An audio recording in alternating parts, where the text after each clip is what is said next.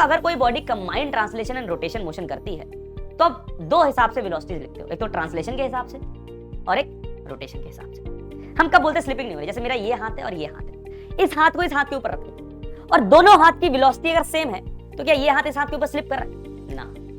ए particle यहां पर था, जब वापस ए पार्टिकल नीचे आ गया तो सेंटर मास यहां पे पहुंच गया, तो जितने टाइम में ए पार्टिकल घूम के यहां पहुंचा है उतने टाइम में तो सेंटर ऑफ मास यहां से यहां पहुंचा है। कीचड़ में फंस जाए तो अपना टायर वहीं पे ऐसे बड़ा बड़ा घूमता रहता है लेकिन चलता ज्यादा नहीं है, तो वो क्या होगी, बैकवर्ड स्लिपिंग होगी। इसमें रोटेशन मोशन ज्यादा है लेकिन ट्रांसलेशन नहीं। हेलो मेरे प्यारे बच्चों, मेरा नाम है पवन और आज मैं आप सभी का स्वागत करता हूं रफ्तार सीरीज के एक और धमाकेदार लेक्चर में, जो कि है अपने पास रोटेशन मोशन का लेक्चर नंबर 8। जैसा कि हम लोग सब जानते हैं, हम लोग रोटेशन मोशन के कंप्लीशन की ओर बढ़ रहे हैं और इससे पहले हम लोगों ने जो 7 लेक्चर थे उसमें moment of inertia, torque, angular momentum, kinetic energy of a rotating body, इस टाइप के सवाल कर लिए थे। इससे जो जस्ट पहले वाला हमारे पास लेक्चर था उसमें हम लोगों ने क्या देखा था सर, उसमें हम लोगों ने जो कनेक्टेड बॉडीज थी उनके रोटेशन के ऊपर सवाल करे थे, कंजर्वेशन ऑफ मैकेनिकल एनर्जी के ऊपर सवाल करे थे। तो हम लोगों ने एक तरह से 80% या बोल लो 85% चैप्टर उड़ा चुके हैं हम लोग, ठीक है। तो अब हम लोग कंप्लीशन की ओर हैं। आज जो हमारे पास है टॉपिक वो बहुत ज्यादा इंटरेस्टिंग टॉपिक है, क्योंकि आपको अपनी डे टू डे लाइफ में इसके एग्जाम्पल भरपूर मिलेंगे। जैसे भाई आप रोड पे चलते हो, ठीक है ना, आपके बगल से गाड़ी गई, आपके बगल से मोटरसाइकिल गई, आपके बगल से स्कूटी गई, सब में क्या लगा है, पहिया लगा है, ठीक है ना। और हमको पता है पहिया क्या कर रहा है, रोल कर रहा है। तो आज का जो लेक्चर है वो भी क्या है, रोलिंग के ऊपर है, कि अपने पास जितने भी राउंड ऑब्जेक्ट्स होते हैं वो क्या करते हैं, रोल करते हैं। तो वो रोल क्या करते हैं, कैसे करते हैं, कैसे फोर्सेस लगती हैं, कैसे उनकी एक्सेलरेशन, क्या वेलोसिटी, उन सब के बारे में हम लोग आज चर्चा करने वाले हैं। ठीक, तो स्टार्ट करते हैं हम लोग अपना आज का लेक्चर, जिसमें आपको बता दूं कि आज हम लोगों ने क्या करना है। सबसे पहले हम लोगों ने रोलिंग देखनी है, उसके बाद kinetic energy of a rolling body, कि अगर कोई भी बॉडी रोल कर रही है तो उसकी काइनेटिक एनर्जी को कैसे लिखते हैं।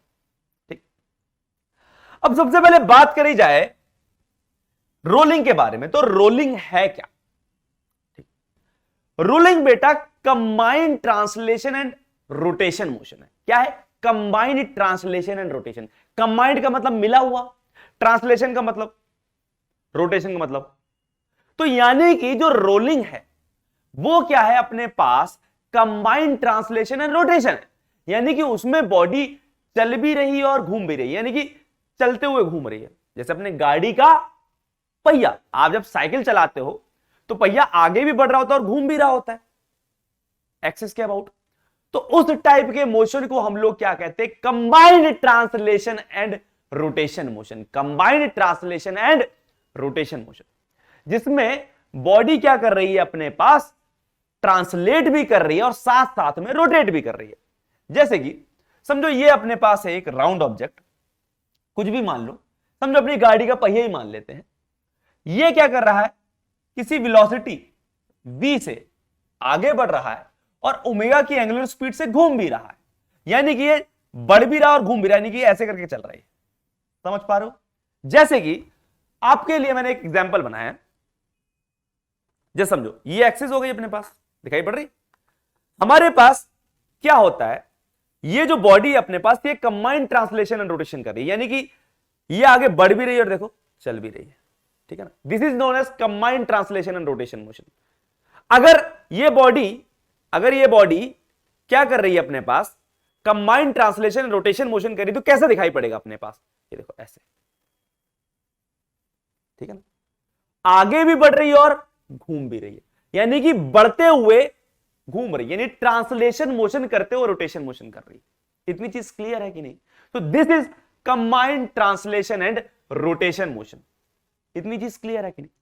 अब हमारे पास अगर कोई body combined translation and rotation motion करती है तो उसके ऊपर कोई भी पार्टिकल लाई कर रहा है, तो उसके बारे में जानकारी लेना बहुत कॉम्प्लेक्स प्रोसेस। कैसा प्रोसेस है, बहुत कॉम्प्लेक्स प्रोसेस, कि सर उसकी डिस्प्लेसमेंट क्या होगी, उसका वेलोसिटी क्या होगी, उसकी एक्सेलरेशन क्या होगी।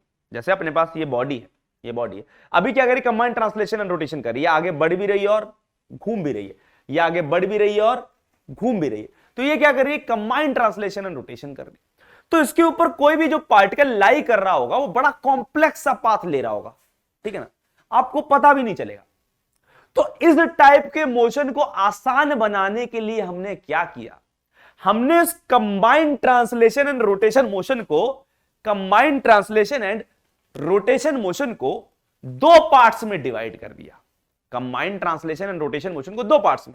अभी तो क्या, कंबाइंड ट्रांसलेशन रोटेशन चल भी रहा घूम भी रहा, चल भी रहा घूम भी रहा। मैंने क्या किया, इसको दो पार्ट्स में तोड़ दिया। कौन कौन से वो दो पार्ट्स हैं, हमको पता है सर कौन कौन से वो दो पार्ट्स हैं, खुद सोचो। नाम क्या है, कंबाइंड ट्रांसलेशन एंड रोटेशन।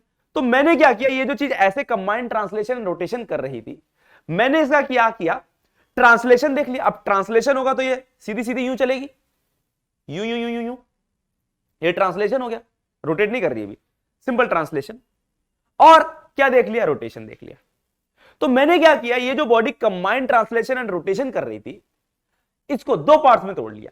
पहले सिर्फ ट्रांसलेशन देख लिया, ठीक है ना, और फिर रोटेशन देख लिया, और दोनों को उठा के क्या कर दिया, ऐड कर दिया, ठीक है ना। दोनों को उठा के क्या किया, ऐड कर दिया। यानी कि यहां पर मैं ट्रांसलेशन देखूंगा, यहां पर रोटेशन देखूंगा, दोनों को मिला दूंगा तो अपने पास क्या आ जाएगा, कंबाइंड ट्रांसलेशन एंड रोटेशन।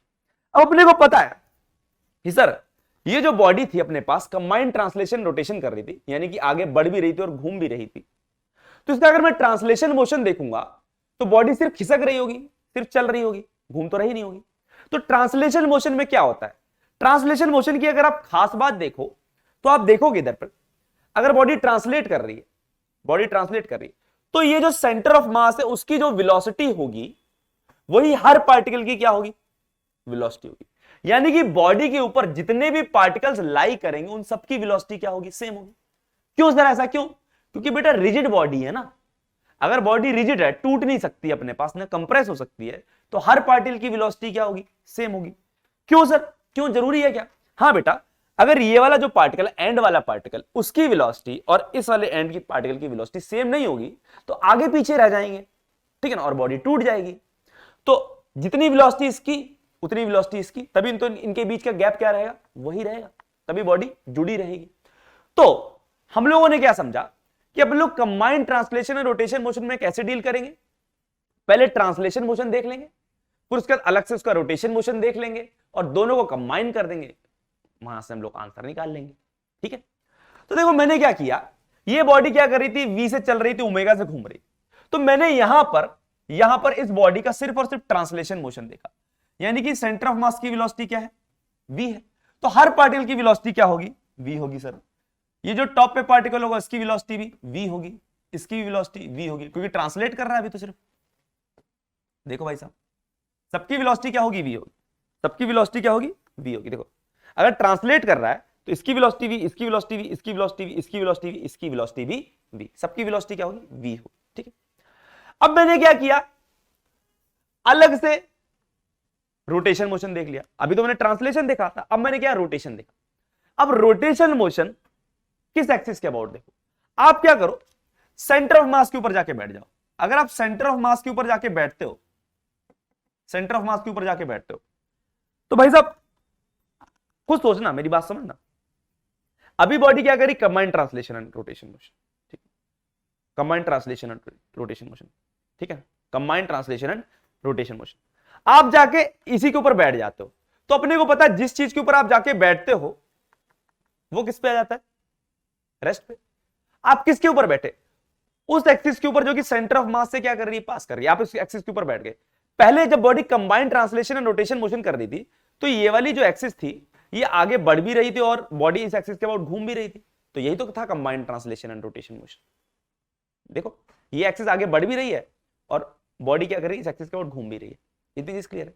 अब जैसे ही आपको रोटेशन मोशन देखना, आप इस एक्सिस के ऊपर जाके बैठ गए तो ये एक्सिस रेस्ट पे आ गई, अब ये एक्सिस आगे नहीं बढ़ रही, यहीं पर है, लेकिन बॉडी इसके अबाउट क्या कर रही है, घूम रही है। देखो घूम रही है कि नहीं घूम रही, घूम रही है, ठीक है ना।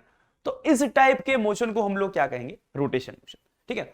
तो आपने अगर बॉडी का रोटेशन मोशन देखना है तो अपने को कहां पर जाकर बैठना है, सेंटर ऑफ मास पर। तो जो एक्सिस सेंटर ऑफ मास से पास हो रही है वो तो रुक जाएगी, तो बॉडी सिर्फ क्या करती हुई दिखाई पड़ेगी, घूमती हुई दिखाई पड़ेगी।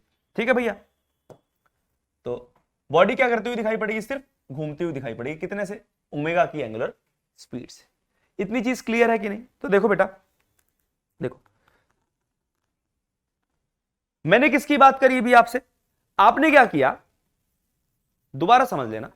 अपने पास बॉडी क्या करी थी, combined translation and rotation motion करी थी। ये बॉडी अपने पास, ये आगे बढ़ भी रही थी और घूम भी रही थी, यानी कि ये जो एक्सिस है, ये एक्सिस जो कि सेंटर ऑफ मास से पास कर रही है, ये आगे भी बढ़ रही है और बॉडी इस एक्सिस के अराउंड घूम भी रही है।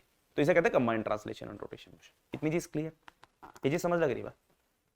ठीक है भाई, देखो इतनी चीज क्लियर। मैंने इसको दो पार्ट्स में टोटा, मैंने इसको दो पार्ट्स में तोड़ा। इसका ट्रांसलेशन अलग देख लिया, और रोटेशन के लिए क्या करूं मैं, इसी एक्सिस पे जाके बैठ गया जो सेंटर ऑफ मास से पास कर रही है, तो सिर्फ घूमता हुआ दिखाई पड़ेगा। तो मैंने क्या किया, इसको ट्रांसलेशन को और रोटेशन को दोनों को एड अप कर दिया, दोनों को ऐड कर दिया। तो क्या बन गया अपने पास, कंबाइंड ट्रांसलेशन एंड रोटेशन। यानी कि इसको और इसको दोनों को मिला दूं तो अपने पास ये बन जाएगा। दोबारा बोल रहा हूं, अगर इसको ट्रांसलेशन और रोटेशन को मिला दूं तो क्या बन जाएगा, ये बन जाएगा। तो इसी तरह हम लोगों ने क्या किया, कंबाइंड ट्रांसलेशन और रोटेशन को आसान बनाया। हम लोगों ने ट्रांसलेशन अलग देख लिया, रोटेशन अलग देख लिया। समझ लग रही है बात? ठीक है, तो भाई साहब अपन को पता है कि हम लोग क्या करें, सेंटर ऑफ मास पर जाके बैठ गए तो बॉडी हमको क्या करती हुई दिखाई पड़ रही है, एक्सिस के अबाउट रोटेट करती हुई दिखाई पड़ रही है, रोटेशन। और हमको पता है कि अगर कोई बॉडी रोटेट करती है, तो मैंने आपको स्टार्ट में बताया था रोटेशन चैप्टर के, अगर कोई बॉडी रोटेट करती है तो उसके ऊपर लाई करने वाला हर पार्टिकल क्या करता है, सर्कुलर मोशन करता है। ठीक है, तो ये वाला जो पार्टिकल है, ये पार्टिकल भी सर्कुलर मोशन कर रहा है, ये भी सर्कुलर मोशन कर रहा है। सबका रेडियस क्या है, आर है। जो भी पार्टिकल सर्कमफ्रेंस के ऊपर लाई कर रहे हैं उन सबका रेडियस क्या है, आर है। ठीक है, क्योंकि इसी एक्सिस के अबाउट क्या कर रहे हैं, रोटेट कर रहे हैं। ऐसे देखो बेटा, ऐसे ये है अपने पास, देखो ऐसे रोटेट कर रहे हैं, ऐसे रोटेट कर रहे हैं। ठीक है, अरे अरे ठीक है, इतनी चीज क्लियर है कि नहीं? तो बताओ, याद करो कि अगर कोई बॉडी क्या करती है, रोटेट करती है, ठीक है, तो उसके ऊपर लाई करने वाले जितने भी पार्टिकल्स हैं वो क्या करते हैं, सर्कुलर मोशन में घूम रहे होते हैं। ठीक है, तो अगर पार्टिकल सर्कुलर मोशन में घूम रहे हैं तो उनकी हम लोग वेलोसिटी कैसे लिखते हैं, v बराबर ओमेगा आर से, v बराबर ओमेगा आर से। तो ये तो बॉडी सिर्फ घूम ही रही है अभी ओमेगा की एंगुलर स्पीड से। ठीक है, ये तो बॉडी सिर्फ घूम रही है ओमेगा की एंगुलर स्पीड से, इस तरीके से ऐसे घूम रही है एक्सिस के अबाउट, एक्सिस नहीं चल रही, सिर्फ घूम रही है, सिर्फ रोटेशन मोशन देख रहे हैं हम लोग, सिर्फ रोटेशन मोशन देख रहे हैं। तो जितने भी पार्टिकल्स होंगे उन सबकी वेलोसिटी कैसे लिखोगे, v बराबर ओमेगा आर। ठीक है ना, उस हिसाब से। तो यार जो पार्टिकल है उसकी वेलोसिटी क्या होगी अपने पास, इधर टेंजेंशियल, क्योंकि ये ऐसे जा रहा है, क्योंकि ये ऐसे घूम रहा होगा ना, क्योंकि बॉडी ऐसे घूम रही है, तो भाई इसकी वेलोसिटी इधर होगी, इसकी वेलोसिटी टेंजेंशियल ऐसे होगी। ठीक है ना, इसकी वेलोसिटी टेंजेंशियल ऐसे होगी, इसकी वेलोसिटी टेंजेंशियल ऐसे होगी। यानी कि जो टॉप मोस्ट पार्टिकल है, क्योंकि बॉडी ऐसे घूम रही है ऐसे, तो इसकी जो वेलोसिटी होगी वो टेंजेंशियल कैसे होगी, ऐसे होगी, और वो क्या होगी, ओमेगा आर।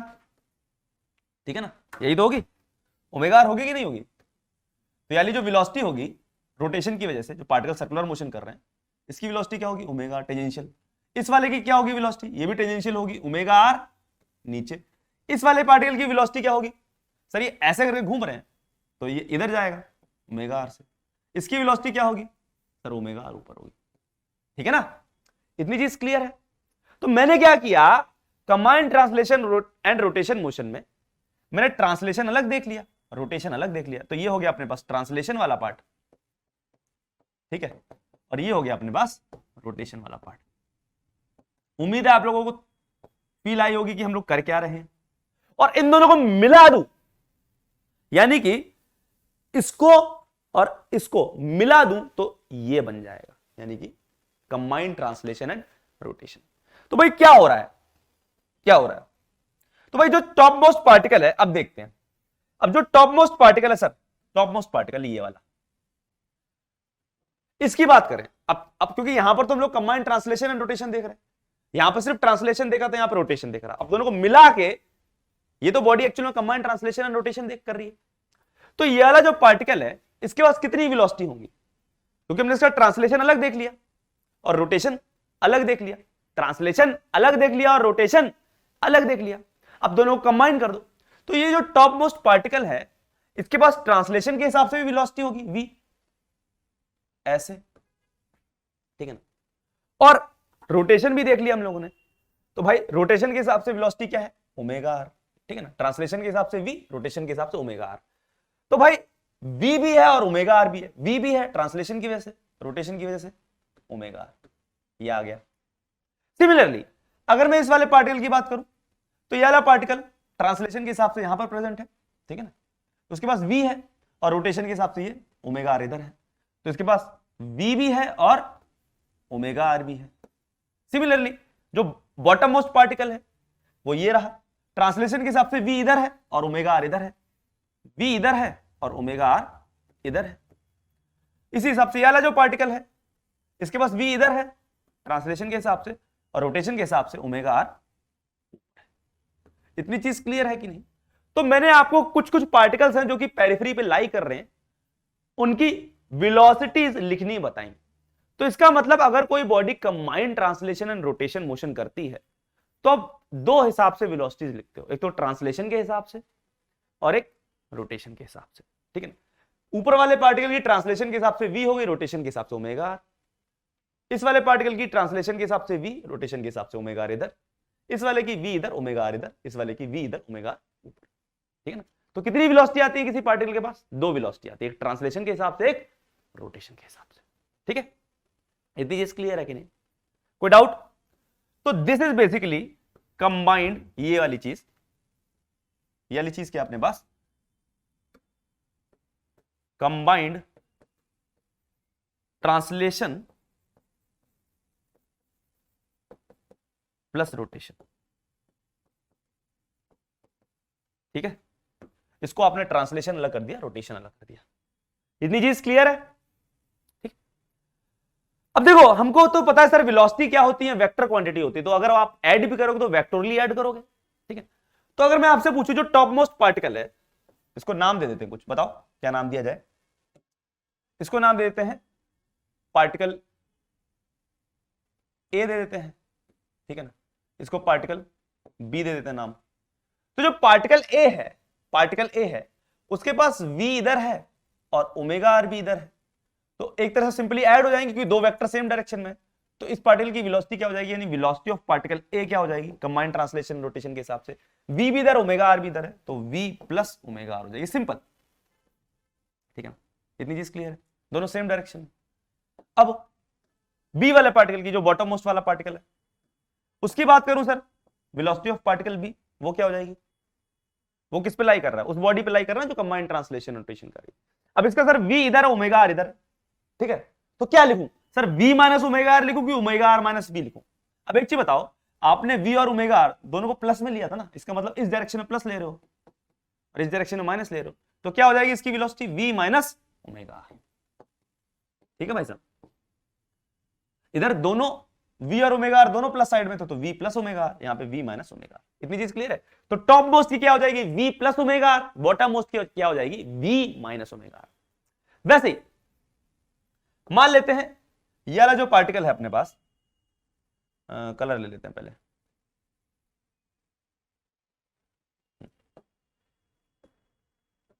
ये वाला जो पार्टिकल है, इस पार्टिकल को नाम ले लेते हैं हम लोग p, दिखाई पड़ रहा है, p ले लेते हैं पार्टिकल p।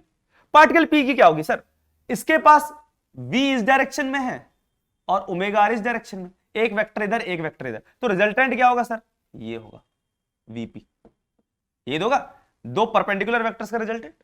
सिमिलरली सर इसको q नाम दे देते हैं, v इधर है ओमेगा आर इधर है, तो नेट वेलोसिटी क्या होगी, vq ऐसे होगी। अरे कोई डाउट?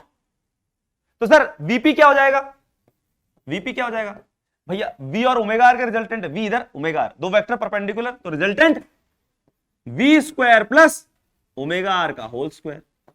सिमिलरली vq क्या होगा सर, v और ओमेगा आर का रिजल्टेंट है under root of v square plus omega are का। अरे ठीक है भाई साहब, इतनी चीज क्लियर है? इस हिसाब से लिखी, तो इस हिसाब से हम लोग चीजें करते हैं, ठीक है। और देखो ये तो बात हुई किसकी, कि अपने पास अगर कोई body combined translation and rotation करती है तो किसी भी पार्टिकल की वेलोसिटी कैसे देखते हैं, किसी भी पार्टिकल की वेलोसिटी कैसे देखते हैं। तो आप क्या करो, ट्रांसलेशन के हिसाब से वेलोसिटी देख लो, ठीक है, फिर किसके हिसाब से देख लो, रोटेशन के हिसाब से देख लो, और उसके हिसाब से नेट वेलोसिटी लिख दो उनका वेक्टर सम करके, ठीक है ना। इतनी चीज क्लियर है कि नहीं, कैसे लिखा। तो अगर मैं आपसे एक सवाल पूछूं, जैसे इन जनरल अपने पास एक बॉडी है इस तरीके से, ठीक है, ये क्या कर रही है, combined translation and rotation motion कर रही है, ये लो v से बढ़ रही है और ओमेगा से घूम रही है, ठीक है भाई। आपसे बोलूं कि एक पार्टिकल है, समझो इसको, मतलब थोड़ा सा कलरफुल कर देते हैं इस तरीके से, फिल कलर कर दे, कौन सा, नहीं, ये मजेदार नहीं है, ये भी मजेदार नहीं है, ये मजेदार, ठीक मजेदार है, चलो भाई। एक बॉडी है, v से क्या कर रही है, आगे बढ़ रही है, यानी कि सेंटर ऑफ मास की वेलोसिटी क्या है, v है, ठीक है, सेंटर ऑफ मास की वेलोसिटी क्या है, v है, और ओमेगा की एंगुलर स्पीड से घूम रही है, ऐसा ही, यानी ये भी क्या कर रही है, combined translation and rotation motion कर रही है। अब बार बार ऐसे करके इसका ट्रांसलेशन और रोटेशन मत तोड़ के लिखो, अब तो समझ ही आ गया ना, एक बार ट्रांसलेशन ले लेना है, एक बार रोटेशन ले लेना है, ट्रांसलेशन ले लेना है, रोटेशन ले लेना है।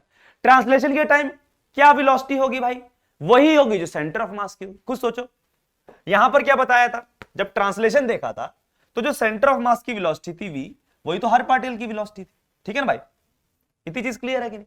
और रोटेशन के टाइम क्या देखा था, सेंटर ऑफ मास के ऊपर बैठ के तो घूमते हुए दिखाई पड़ रहा था, तो ओमेगा टाइम्स r हो गया था, यही हुआ था ना।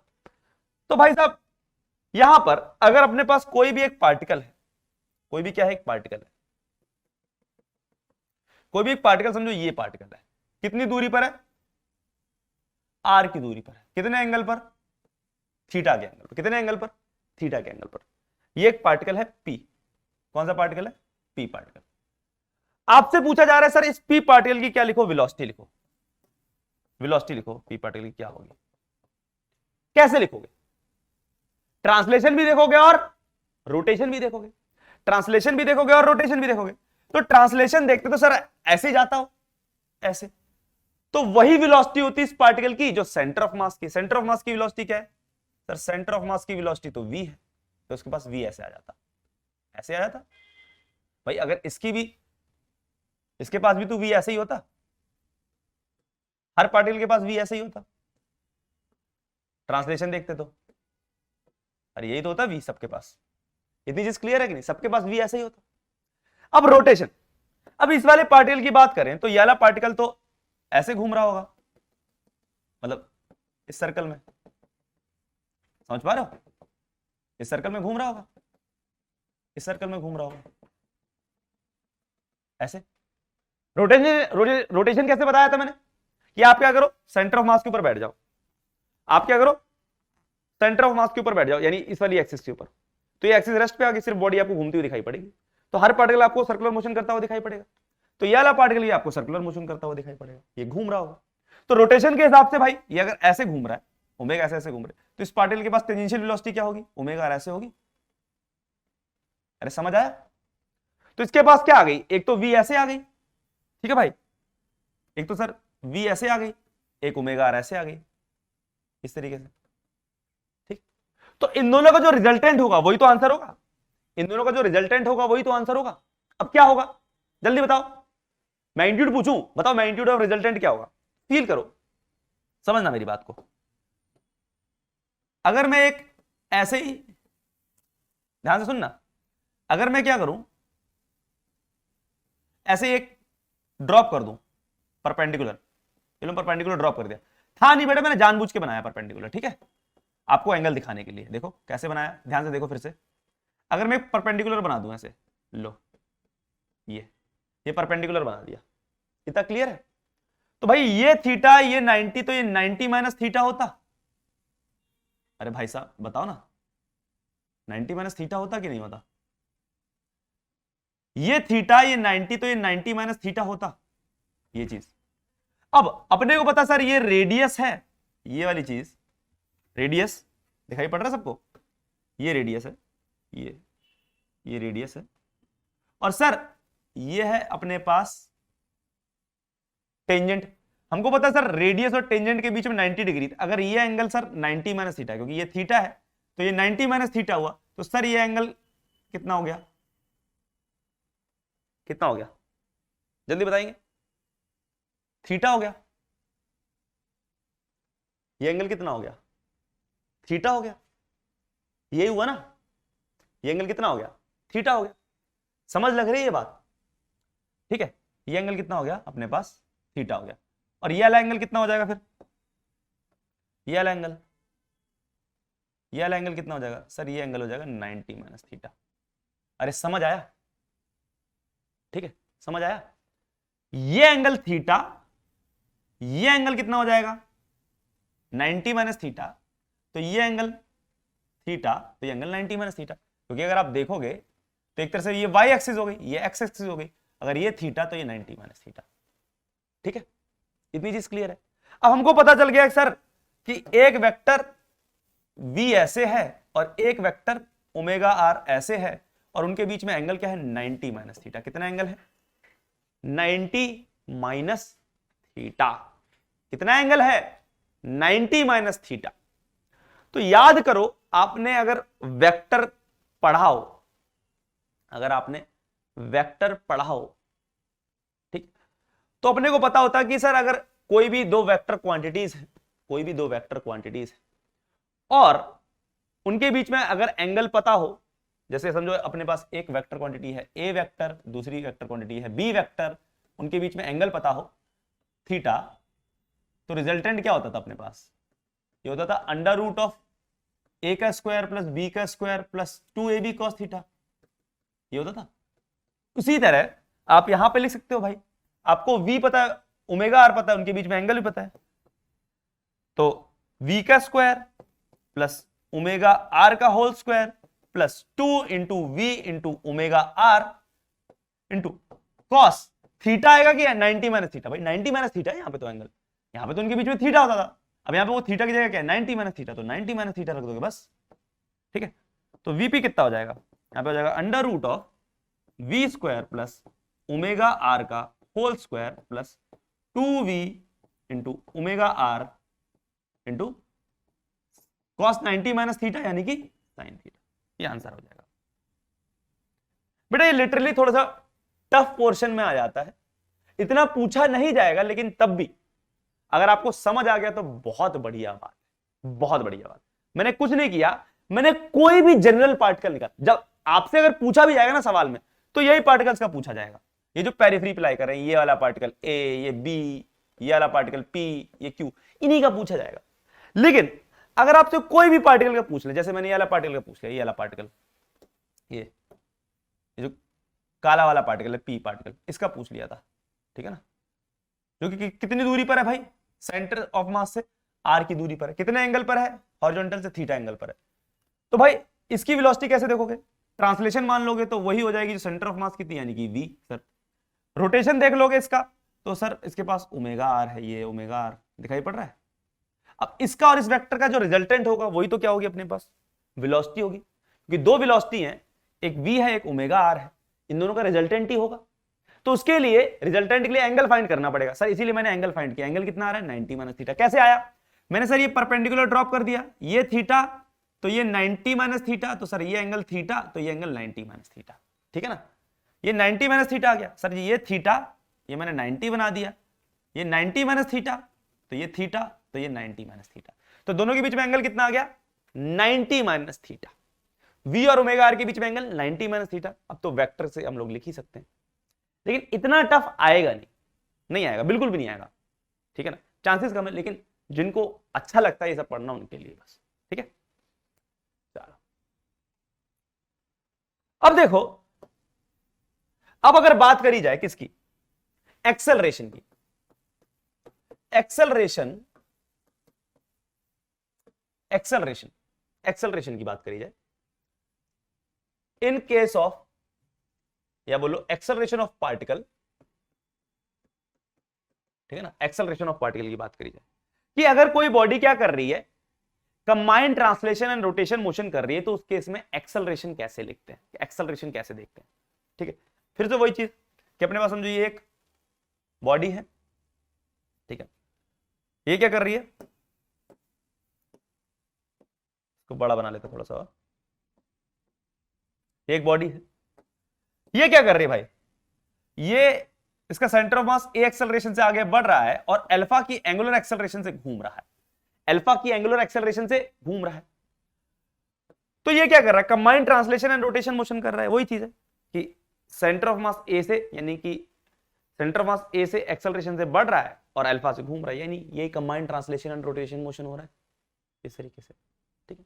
फिर से वही चीज करेंगे जैसे वेलोसिटी में किया था, ट्रांसलेशन अलग देख लो भाई, एक्चुअली तो combined translation and rotation motion ये है, लेकिन आप क्या करो, ट्रांसलेशन अलग देख लो और रोटेशन को अलग देख लो, ठीक है ना।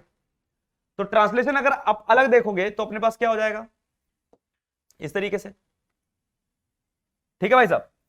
तो ट्रांसलेशन के लिए अगर आप देखोगे तो मैंने क्या बताया था कि अगर कोई बॉडी ट्रांसलेट करती है, ठीक है ना, ट्रांसलेट करती है, कोई बॉडी क्या कर रही है, ट्रांसलेट कर रही है, कोई बॉडी क्या कर रही है, ट्रांसलेट कर रही है, तो जो सेंटर ऑफ मास की वेलोसिटी वही हर पार्टिकल की वेलोसिटी हो जा रही थी, उसी तरह जो सेंटर ऑफ मास की एक्सेलरेशन है वही हर पार्टिकल की एक्सेलरेशन हो जाएगी अगर सिर्फ ट्रांसलेशन देखें, ठीक है। तो इसकी एक्सेलरेशन अगर ए है, ठीक है ना, तो हर पार्टिकल की, यानी कि ऊपर भी जो पार्टिकल होगा उसकी एक्सेलरेशन भी ए, इस पार्टिकल की भी एक्सेलरेशन ए, इस पार्टिकल की भी एक्सेलरेशन ए, इस पार्टिकल की भी एक्सेलरेशन है, सेम ही डायरेक्शन, कोई दिक्कत नहीं। अब क्या करो, अब क्या देखेंगे सर, रोटेशन देख लो, रोटेशन देख लेते हैं। रोटेशन मैंने आपको बताया था, रोटेशन किसके अबाउट देखोगे, सेंटर ऑफ मास के अबाउट, यानी कि आप जाके सेंटर ऑफ मास के ऊपर बैठ गए। अगर आप सेंटर ऑफ मास के ऊपर जाके बैठ गए, यानी कि सेंटर ऑफ मास वाली एक्सिस के ऊपर, यानी कि इस एक्सिस के ऊपर जाके बैठ गए, तो बॉडी आपको सिर्फ रोटेट करती हुई दिखाई देगी, क्योंकि ये एक्सिस अब मूव तो करेगी नहीं, सिर्फ रोटेट करते हुए दिखाई पड़ेगी, ठीक है सर। बॉडी क्या कर रही है, सिर्फ रोटेट कर रही है, कितनी एंगुलर एक्सेलरेशन से, अल्फा से। रेडियस कितना है सर, आर है। तो भाई अब याद करो, आपको सर्कुलर मोशन में पढ़ाया गया होगा, क्या पढ़ाया गया था सर सर्कुलर मोशन में, एक बार रिकैप दिलवा दो। रिकैप में याद करो, सर्कुलर मोशन में अगर नॉन यूनिफॉर्म सर्कुलर मोशन होता था, NUCM, non uniform circular motion, तो उसमें कोई पार्टिकल के पास क्या होती थी, एंगुलर एक्सेलरेशन अल्फा भी होती थी। नॉन यूनिफॉर्म सर्कुलर मोशन में, नॉन यूनिफॉर्म सर्कुलर मोशन में कोई अगर पार्टिकल क्या कर रहा है, सर्कुलर पाथ पर घूम रहा है, तो उसके पास अगर एंगुलर एक्सेलरेशन अल्फा है, ठीक है ना, एंगुलर एक्सेलरेशन अल्फा है और आर रेडियस के सर्कल पे घूम रहा है, तो उसके पास कितनी एक्सेलरेशन होती थी सर, एक तो होती थी सेंट्रीपिटल एक्सेलरेशन AC और एक होती थी टेंजेंशियल एक्सेलरेशन AT। कितनी एक्सेलरेशन होती थी, अगर मैं लीनियर एक्सेलरेशन की बात करूं तो कितनी होती थी सर, दो होती थी, AC और AT। Non uniform circular motion कब होता था, जब किसी पार्टिकल के पास अल्फा हो, ठीक है ना, अल्फा हो, अल्फा हो यानी कि एंगुलर एक्सेलरेशन हो। तो यहां पर भी देखो, ये जितने भी पार्टिकल्स हैं जो कि रोटेट कर रहे हैं, हम लोग रोटेशन मोशन देख रहे हैं ना भाई, ये रोटेशन मोशन देख रहे हैं, तो सारे पार्टिकल्स ऐसे गोल गोल घूम रहे होंगे जो भी फ्री पे लाई कर रहे हैं, ठीक, घूम रहे होंगे, कितनी एंगुलर एक्सेलरेशन से, अल्फा की एंगुलर एक्सेलरेशन से, अल्फा की एंगुलर एक्सेलरेशन से, ठीक है ना, अल्फा की एंगुलर एक्सेलरेशन से घूम रहे होंगे।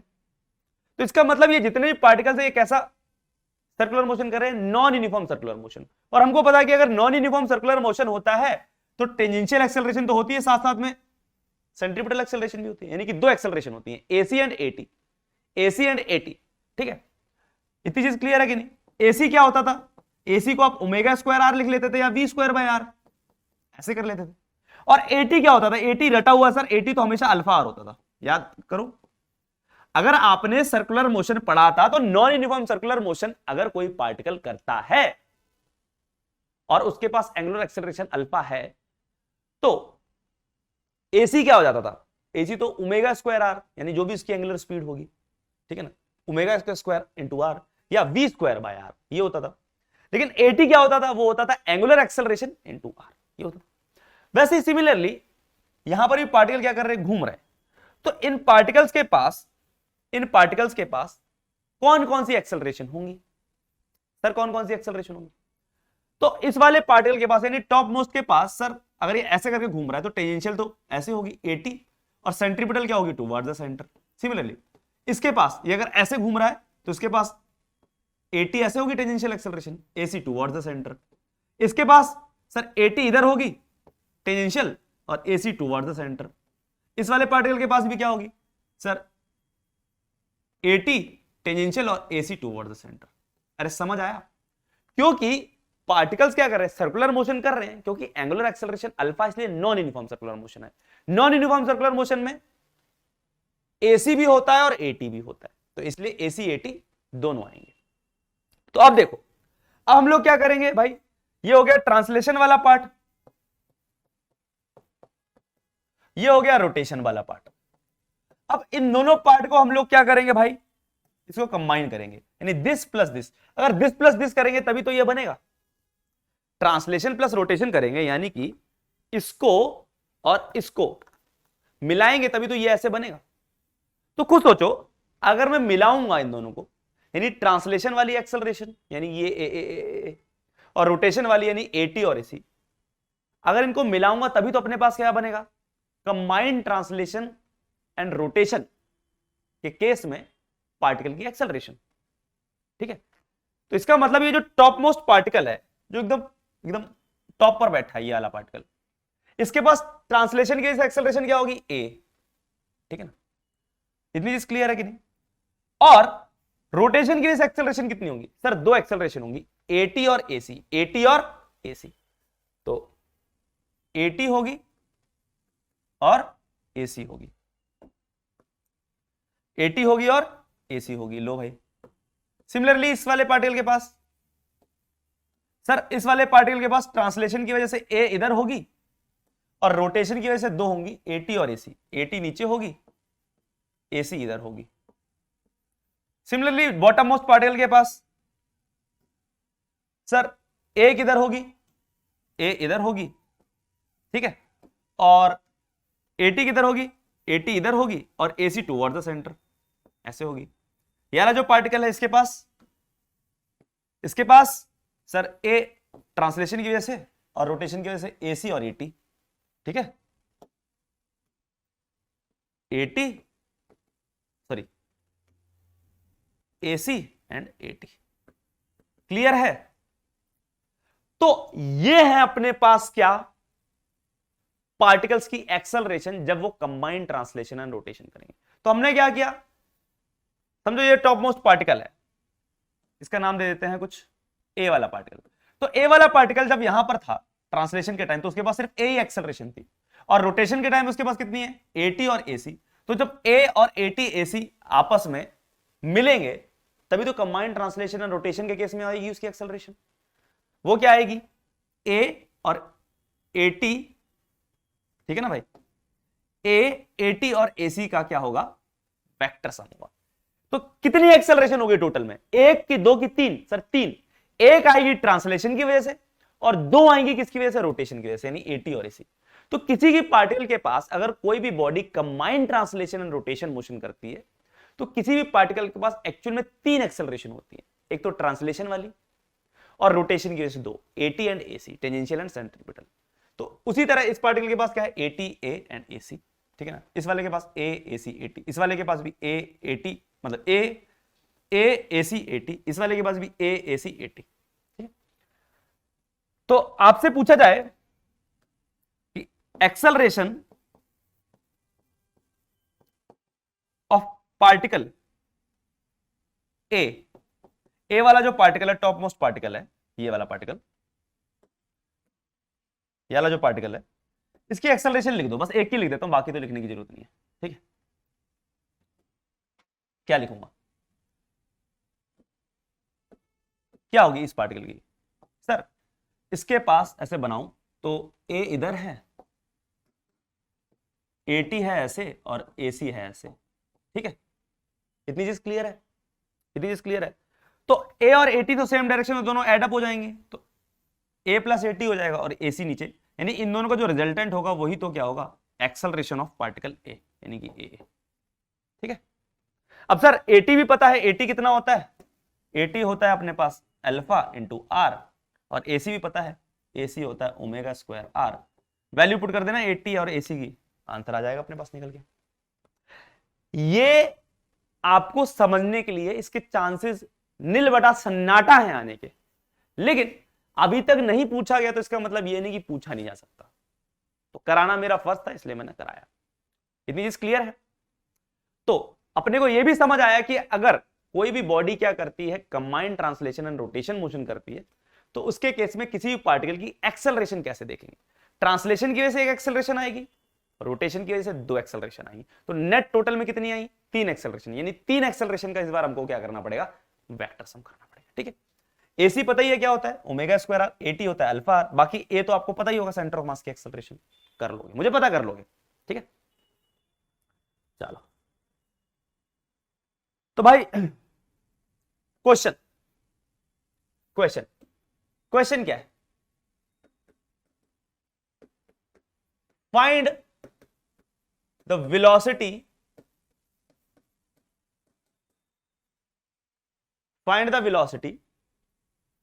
find the velocity of particle A particle की वेलोसिटी फाइंड करनी है। आपको क्या दे रखा है? अपने पास एक बॉडी है, वो क्या कर रही है? 10 मीटर पर सेकंड से बढ़ रही है और क्या कर रही है? 5 रेडियन पर सेकंड से क्या कर रही है? घूम रही। 5 रेडियन पर सेकंड से घूम रही है, यानी कि ये वही कंबाइंड ट्रांसलेशन और रोटेशन मोशन कर रही है इस तरीके से। ठीक है, इतनी चीज क्लियर है? रेडियस कितना दे रखा है सर? रेडियस दे रखा है साहब 2 मीटर। रेडियस कितना दे रखा है साहब? रेडियस दे रखा है 2 मीटर। अब कौन सा है वो पार्टिकल है जिसकी वेलोसिटी निकालनी? बहुत आसान है सर। पार्टिकल ए हम बता दें, कौन सा दें सर? पार्टिकल ए कौन सा लें, क्या आपके लिए बढ़िया रहेगा सर? इस पार्टिकल की बताओ। ये है वाला पार्टिकल, ये लो सर, ये है वो ए वाला पार्टिकल। इसकी आपको वेलोसिटी बतानी है, तो सर इसके बारे में कुछ इंफॉर्मेशन दो। सर ये जो पार्टिकल है, ये जो पार्टिकल है, ठीक है, ये जो पार्टिकल है, ये क्या है? ये यहां से कितने एंगल पर है? 60 डिग्री के एंगल। ठीक है, इंफॉर्मेशन दे दी मैंने क्या इंफॉर्मेशन दी कि सर एक बॉडी क्या कर रही है? Combined translation and rotation motion कर रही है, v की स्पीड से चल रही है, यानी उसके सेंटर ऑफ मास की रफ्तार कितनी है? 10 मीटर पर सेकंड, और एंगुलर स्पीड कितनी है? 5 रेडियन पर सेकंड। आपको एक पार्टिकल है ए पार्टिकल, जो कि उसकी पेरिफेरी पे लाई कर रहा है, वर्टिकल से कितने एंगल पर? 60 डिग्री के एंगल पर। इसकी आपको बतानी है कितनी होगी।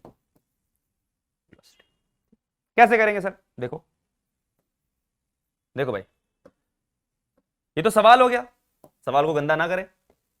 हमको क्या दे रखा है कि भाई पार्टिकल कहां पर है? सर ये है पार्टिकल, कितने एंगल पर? 60 डिग्री के एंगल पर। ठीक है, बहुत बढ़िया। अब हमने क्या करना है?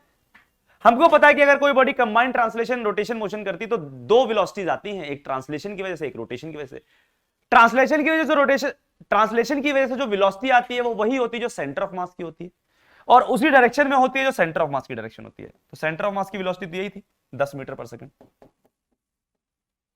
तो इसके पास भी कितनी हो जाएगी? ये 10 हो जाएगी। ठीक है भाई। रोटेशन की वजह से क्या आती है? वो टेंजेंशियल वाली आती है जो टेंजेंट में होती है, ओमेगा आर। तो वो क्या हो जाएगी सर? वो हो जाएगी टेंजेंट में, क्योंकि ऐसे घूमेगा ना, ऐसे घूम रहा है, कितने से? 5 रेडियन से। तो भाई ऐसे आएगी ना, ओमेगा इंटू आर। कितना हो जाएगा? ओमेगा कितना है? 5, रेडियस कितना है? 2 मीटर। तो 5 इंटू 2 यानी कि 10 मीटर पर सेकेंड। इतनी चीज क्लियर है? अब सर इसको सॉल्व करना है। 2 वेक्टर आ गए, ये भी 10 आ गए, ये भी 10 आ गया। दोनों वेक्टर क्या है? सेम है। दोनों वेक्टर क्या है? सेम है। इतनी चीज क्लियर है? दोनों वेक्टर क्या है? सेम है। अब हमको क्या फाइंड करना है? हमको फाइंड करना है इनका रिजल्टेंट। ठीक है, तो सबसे पहले एंगल तो देख लो, ये एंगल कितना आएगा? वही चीज करेंगे सर, वही कार्यस्थानी सेम। ये 90 मान लिया। अगर ये 60 डिग्री तो सर ये भी 60 डिग्री इस बार, ये 60 तो ये 60, ये कितना हो गया? ये हो जाएगा 30 डिग्री, तो ये कितना हो जाएगा 60 डिग्री। यानी कि दोनों वेक्टर्स के बीच में एंगल कितना आ गया 60 डिग्री। अब अपन को पता है ये भी सर 10 है, ये भी 10 है, रिजल्टेंट क्या होगा, यानी कि वेलोसिटी ऑफ पार्टिकल ए क्या हो जाएगा, ये हो जाएगा इसका स्क्वायर प्लस इसका स्क्वायर, ठीक है ना, यानी 10 का स्क्वायर प्लस 10 का स्क्वायर, अरे वही कर रहा हूं, root of A square plus B square plus 2ab cos theta, वही कर रहा हूं। तो इसका स्क्वायर यानी 10 का स्क्वायर, इसका स्क्वायर यानी 10 का square plus 2 into 10 into 10 into cos 60 degree. ठीक है भाई साहब, cos 60 कितना होता है 1/2। भाई cos 60 अगर 1/2 होता है तो 1/2 से ये 2 कट जाएगा, तो ये भी 10 का स्क्वायर ही बचेगा। तो अंदर क्या बचेगा 10 का स्क्वायर प्लस 10 का स्क्वायर प्लस 10 का स्क्वायर, तो कितना हो गया 10 का स्क्वायर प्लस 10 का स्क्वायर प्लस 10 का स्क्वायर, यानी कि 300, यानी रूट 300 का मतलब 10√3। This is answer, simple. इस टाइप के सवाल आपके पास पेपर में आ सकते हैं, बिल्कुल चांसेस है। तो आपने कुछ नहीं करना, ट्रांसलेशन के हिसाब से देखनी है, रोटेशन के हिसाब से देखनी है, दोनों का वेक्टर सम करना है, आंसर आएगा। ठीक है, इतनी चीज क्लियर है, बहुत बढ़िया। चलो अब देखो, अब लोग बात कर रहे थे किसकी, रोलिंग की। बात किसकी कर रहे थे, रोलिंग की। तो रोलिंग में मैंने आपको बताया कि बॉडी क्या करती है, combined translation and rotation motion करती है। रोलिंग में बॉडी क्या करती है, combined translation and rotation motion करती है। वो ट्रांसलेट भी कर रही होती है और रोटेट भी कर रही होती है। जैसे अपना पहिया, साइकिल का पहिया चल भी रहा होता है और घूम भी रहा होता है, मोटरसाइकिल का पहिया भी चल भी रहा होता है और घूम भी रहा होता है, ट्रेन का पहिया, गाड़ी का पहिया, जिसका मर्जी पहिया। ठीक है, तो भाई अब बात करते हैं रोलिंग की। तो रोलिंग भी अपने पास बेटा दो टाइप की होती है। रोलिंग अपने पास कितने टाइप की होती है, दो टाइप की। एक होती है प्योर रोलिंग, एक होती है रोलिंग विद स्लिपिंग। यानी कि एक टाइम तो बॉडी क्या कर रही है, प्योर रोल कर रही है, बताता हूं क्या होता है, और एक टाइम बॉडी रोल तो कर रही है लेकिन स्लिप भी कर रही है, रोलिंग विद स्लिपिंग।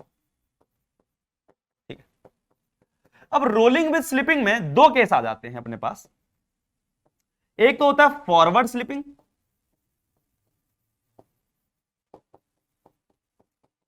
और दूसरा होता है अपने पास बैकवर्ड स्लिपिंग। बैकवर्ड स्लिपिंग, ये दो टाइप की अपने पास रोलिंग आएगी। दो टाइप की क्या आएगी अपने पास, रोलिंग आएगी।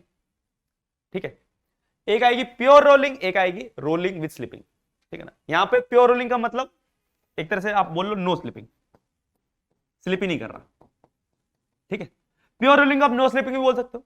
और दूसरा हो जाएगा रोलिंग विद स्लिपिंग, यानी कि रोल तो कर रहा है लेकिन स्लिप कर रहा है। अब इसमें भी दो टाइप की होती है, या तो आप बोल लो फॉरवर्ड स्लिपिंग हो रही होगी, या बोल लो बैकवर्ड स्लिपिंग हो रही है। ठीक है, तो एक एक करके हर चीज को खोल खोल के हम लोग पढ़ेंगे, हर चीज को खोल खोल के पढ़ेंगे। अब देखो क्या है अपने पास, समझना। सबसे पहले बात की जाए किसकी, प्योर रोलिंग की।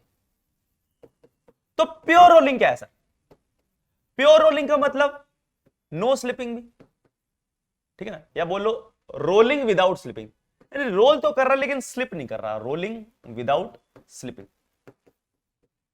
रोल तो कर रहा है लेकिन स्लिप नहीं कर रहा, मतलब क्या है अपने पास, समझना। जैसे कि ये अपने पास एक, समझो कोई भी राउंड ऑब्जेक्ट है जो कि इस सरफेस के ऊपर, समझो ग्राउंड है अपना, ठीक है ना, ग्राउंड के ऊपर क्या कर रहा है, रोल कर रहा है। रोल करने का मतलब वही combined translation and rotation motion. ये क्या कर रहा है, v से आगे जा रहा है और ओमेगा से घूम रहा है, रेडियस समझो इसका क्या है, r है। क्लियर है। अब अगर ये बॉडी इसके ऊपर वैसे मस्त जैसे ये है, अब ये क्या कर रही है, अगर मस्त ऐसे घूमते हुए चल रही है, मस्त घूमते हुए चल रही है, ठीक है, इस सरफेस के ऊपर, तो इसे हम लोग क्या कह रहे हैं, रोल कह रहे हैं। लेकिन यहां पर भी ये जो रोलिंग हो रही है कैसी, प्योर रोलिंग, यानी स्लिपिंग नहीं हो रही। तो बेटा स्लिपिंग ना होने का मतलब क्या होता है, आप खुद देखो। हम कब बोलते हैं स्लिपिंग नहीं हो रही, जैसे मेरा ये हाथ है और ये हाथ है, इस हाथ को इस हाथ के ऊपर रखूं और दोनों हाथ की वेलोसिटी अगर सेम है, तो क्या ये हाथ इस हाथ के ऊपर स्लिप कर रहा है ना, स्लिप कर रहा है क्या, नहीं सर, नहीं कर रहा। तो ये हाथ इस हाथ के ऊपर स्लिप नहीं कर रहा है, ये हाथ इस हाथ के ऊपर स्लिप नहीं कर रहा है। क्यों नहीं स्लिप कर रहा? क्योंकि सर दोनों हाथ की वेलोसिटी क्या है? सेम। लेकिन अगर ऊपर वाले हाथ की वेलोसिटी ज्यादा है नीचे वाले से, तो देखो ये आगे निकल जाएगा, तो इसके रिस्पेक्ट में ये स्लिप कर गया, आगे निकल गया, स्लिप कर गया। सिमिलरली अगर नीचे वाले की वेलोसिटी ज्यादा हो जाए तो ये आगे निकल जाएगा, स्लिप कर गया। तो स्लिपिंग कब नहीं होती? जब दो बॉडीज जो कि कांटेक्ट में हो उनकी वेलोसिटी क्या हो? सेम हो। उनकी वेलोसिटी क्या हो? सेम हो। उनकी वेलोसिटी क्या हो? सेम। अब एक चीज बताना, ये चल तो किसके ऊपर रहा है? ग्राउंड के ऊपर। तो टच में किसके साथ है? ग्राउंड के साथ। तो कौन कौन से पॉइंट टच में है? सर जी इस बॉडी का जो बॉटम मोस्ट पॉइंट है और जो ग्राउंड का टॉप मोस्ट पॉइंट है, ये तो दो पॉइंट टच में है। बॉडी का बॉटम मोस्ट पॉइंट और ग्राउंड का टॉप मोस्ट पॉइंट, ये तो दो पॉइंट टच में है, ठीक है ना, ये तो दो पॉइंट टच में है। अगर मैं बोल रहा हूं कि ये बॉडी इसके ऊपर क्या कर रही है? रोल कर रही है, लेकिन स्लिप नहीं कर रही, स्लिप नहीं कर रही, तो इसका मतलब क्या है कि ये जो पिंक वाला पॉइंट है यानी कि बॉडी का बॉटम मोस्ट पॉइंट है और जो ग्राउंड का टॉप मोस्ट पॉइंट है, इन दोनों की वेलोसिटी क्या होगी? सेम। अरे जब दो चीजों की वेलोसिटी सेम होती तभी तो स्लिप नहीं करती। जो दो चीजें टच में है अगर उनकी वेलोसिटी क्या हो जाए? सेम हो जाए तो स्लिप नहीं करती ना। तो यहां पर टच में कौन है?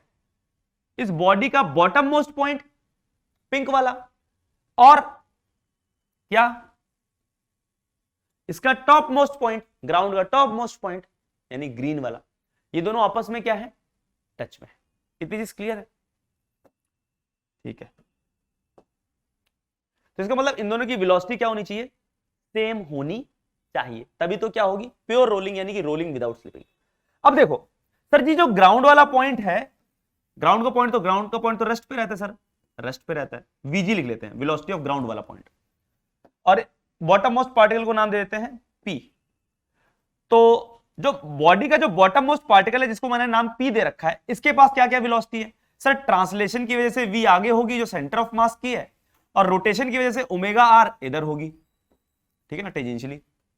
तो क्या होगी इस पार्टिकल की वेलोसिटी? वीपी। वीपी क्या होगी? वेलोसिटी ऑफ द पार्टिकल क्या होगी? सर इस डायरेक्शन में पॉजिटिव ले लो, इस डायरेक्शन में नेगेटिव ले लो, तो V minus omega R. Sir जी वी माइनस ओमेगा आर होगी, ठीक है ना। और ग्राउंड वाले पार्टिकल की वेलोसिटी क्या है? वीजी कितना है? सर ये 0 है। तो अब मेरे को बताओ खुद बताओ कंडीशन क्या होनी चाहिए प्योर रोलिंग की? कंडीशन फॉर प्योर रोलिंग क्या होनी चाहिए कि भाई साहब इस वाले पार्टिकल की वेलोसिटी यानी जो पिंक है बॉटम मोस्ट पार्टिकल है, जो इस बॉडी का बॉटम मोस्ट पार्टिकल है पिंक वाला पी, उसकी और जो ग्राउंड वाला पार्टिकल है उसकी, दोनों की वेलोसिटी क्या हो जाए? एक हो जाए, यानी सेम हो जाए, ठीक है ना भाई। तो इन दोनों को बराबर कर दो, तो v माइनस ओमेगा आर बराबर 0। तो क्या आ गई कंडीशन? v बराबर ओमेगा। तो बेटा ये जो v बराबर ओमेगा आर आया है, ये क्या है? कंडीशन फॉर प्योर रोलिंग आई है ऑन फिक्स सरफेस। ये फिक्स्ड है ना सरफेस, ग्राउंड सरफेस फिक्स्ड है। समझ आया?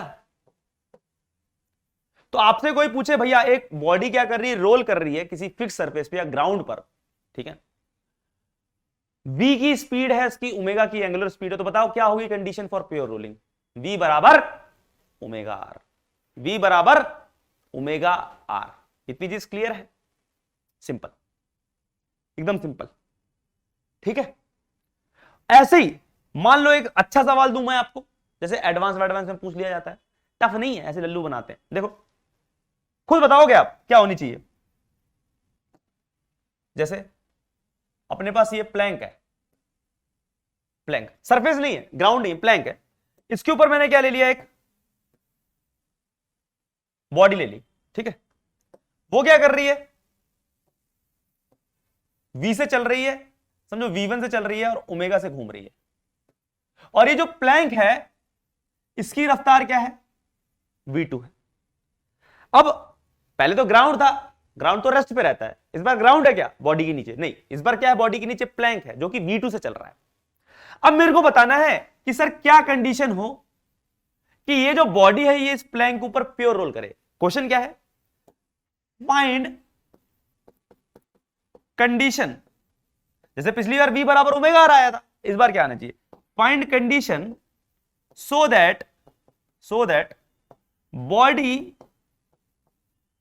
will pure roll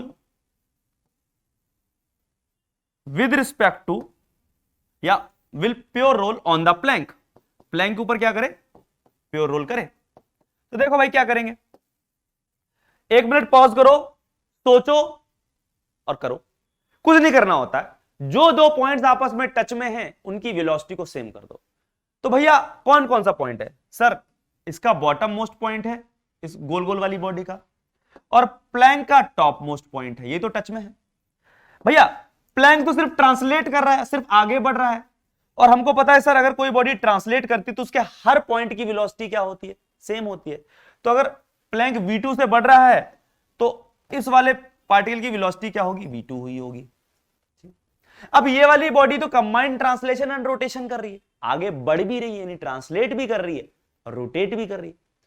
तो अगर ट्रांसलेट कर रही है तो इसके पास ट्रांसलेशन की वजह से वही वेलोसिटी होगी जो सेंटर ऑफ मास की वेलोसिटी है v1, और रोटेशन की वजह से ये टेंजेंशियल वाली ओमेगा आर। ठीक है, तो ये जो पार्टिकल है अपने पास, ये पीला वाला पार्टिकल, इसके पास वेलोसिटी v1 इधर, ओमेगा आर इधर, इधर पॉजिटिव ले लेते हैं, इधर नेगेटिव। तो भाई ये जो पीला वाला पार्टिकल है, बॉटम मोस्ट पार्टिकल, उसकी वेलोसिटी वही होनी चाहिए जो कि हरे वाले पार्टिकल की वेलोसिटी होगी। अब पीले वाले पार्टिकल की वेलोसिटी क्या है सर, v1 प्लस है ओमेगा आर माइनस, यानी कि v1 माइनस ओमेगा आर, वो किसके बराबर होनी चाहिए, v2 के बराबर, इज इक्वल टू v2। तो आंसर यही आ गया। ठीक है ना। कई बच्चे गलती से पता क्या कर देते हैं, कई बच्चे लिख देते हैं सर दिस प्लस दिस, उनको क्या लगता है v1 plus v2 is equal to omega R. ये गलत है बेटा, ये गलत है। कई बच्चे ये लिख देते हैं कि सर दिस प्लस दिस बराबर दिस, उनको बस काटने की पड़ी होती है, गलत है वो। इतनी चीज क्लियर है, क्या है, गलत है, रॉन्ग। क्यों है रॉन्ग, क्योंकि भाई साहब आपने इस पार्टिकल की वेलोसिटी बराबर इस करनी है, आपने जब v1 प्लस v2 कर दिया तो एक इसकी वेलोसिटी उठा ली, इसकी दिस प्लस दिस बराबर दिस कर रहे, गलत हो जाएगा ना। तो आपने क्या करना है, v1 माइनस ओमेगा आर, इस पार्टिकल की वेलोसिटी बराबर v2। तो this is the right answer, ये कंडीशन आई। तो हमेशा कंडीशन v बराबर ओमेगा आर नहीं होती।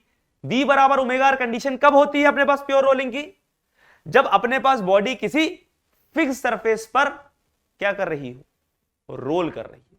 ठीक है ना, प्योर रोल, तो प्योर रोल की कंडीशन ही होती है। ठीक है, अब देखो, तो अगर तो कोई बॉडी क्या कर रही है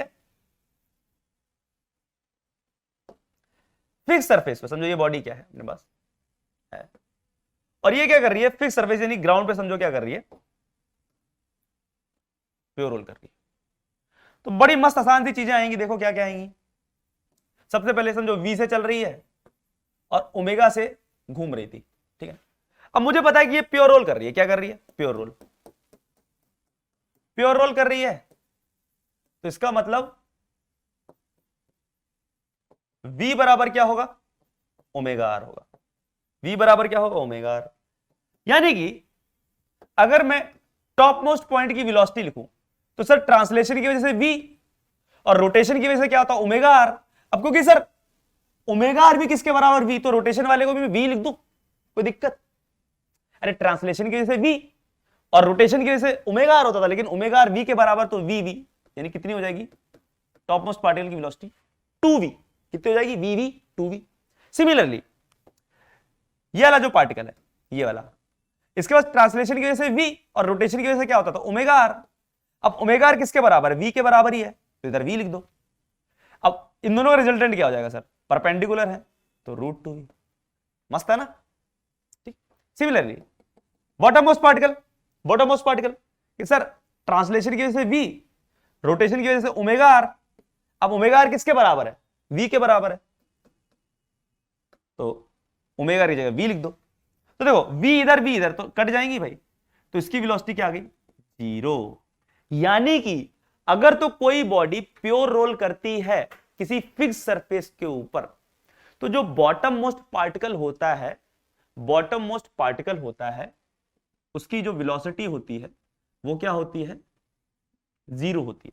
जो बॉटम मोस्ट पार्टिकल होगा उस इंस्टेंट पर, उसकी वेलोसिटी क्या होगी, जीरो, उसकी वेलोसिटी क्या होगी, जीरो होगी, ठीक है ना, होनी भी चाहिए भाई, क्योंकि जो ग्राउंड वाला पार्टिकल है उसकी वेलोसिटी क्या है, जीरो, तभी तो प्योर रोल कर पाएंगे, ठीक है। अब देखो ये वाला जो पार्टिकल है इसकी वेलोसिटी क्या होगी सर, ट्रांसलेशन की वजह से v इधर आती है, ओमेगा आर ऊपर, ओमेगा आर को मैं v लिखता हूं, तो v और v का रिजल्टेंट √2v। समझ आ रही है बात, इतनी क्लियर है। तो v इधर, ये v प्लस v मिलके कितना बन गया था, 2v बन गया था। तो बताओ सबसे ज्यादा वेलोसिटी किसकी है, टॉप मोस्ट पार्टिकल की, 2v, इधर √2v, बॉटम मोस्ट की क्या है, जीरो है, बॉटम मोस्ट की क्या है, जीरो। क्लियर है, ये चीज समझ आ रही है ना भाई, क्या चल रहा है, ठीक है, पल्ले तो पड़ रहा है, ठीक भाई साहब। अब देखो बस एक चीज देखो यहां पर, अगर तो कोई बॉडी क्या कर रही है, प्योर रोल कर रही है, ठीक है ना, ये कंसेप्ट है, बहुत जरूरी है, ठीक है ना, समझ लो काम आएगा, ठीक है। जैसे कि आपसे कभी पूछा जाए कि एक रेवोल्यूशन में कोई बॉडी जो कि प्योर रोल कर रही है फिक्स सरफेस पर, वो कितना मूव करेगी। आपसे पूछा जाए find the distance travelled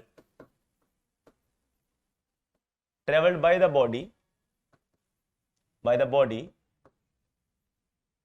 in one revolution में कितना होगा। देखो भाई ये अच्छा क्वेश्चन है, ठीक है, और बॉडी क्या कर रही है, प्योर रोल कर रही है, बॉडी क्या कर रही है, प्योर रोल कर रही है। तो प्योर रोल कर रही है मतलब क्या हुआ सर, v इधर, ओमेगा ऐसे, तो v बराबर क्या होगा, ओमेगा आर होगा, इतना तो समझ आता है, v बराबर क्या होगा, ओमेगा आर, इतना तो समझ, प्योर रोल कर रही है तो इतनी कंडीशन तो पता ही है। अब वन रेवोल्यूशन किसको बोलोगे आप, यानी कि समझो ये बॉटम मोस्ट पार्टिकल, समझो यहां पर था अभी ए, यहां पर था बॉटम मोस्ट पार्टिकल, और क्या होगा भाई, बॉडी आगे बढ़ेगी, ठीक है ना, बॉडी आगे बढ़ेगी, तो थोड़ी देर बाद ये वाला बॉटम मोस्ट पार्टिकल कहीं यहां पर आ जाएगा, फिर आगे बढ़ेगी, बढ़ भी रही है और घूम भी रही है ना, दोनों काम हो रहे हैं, ठीक है।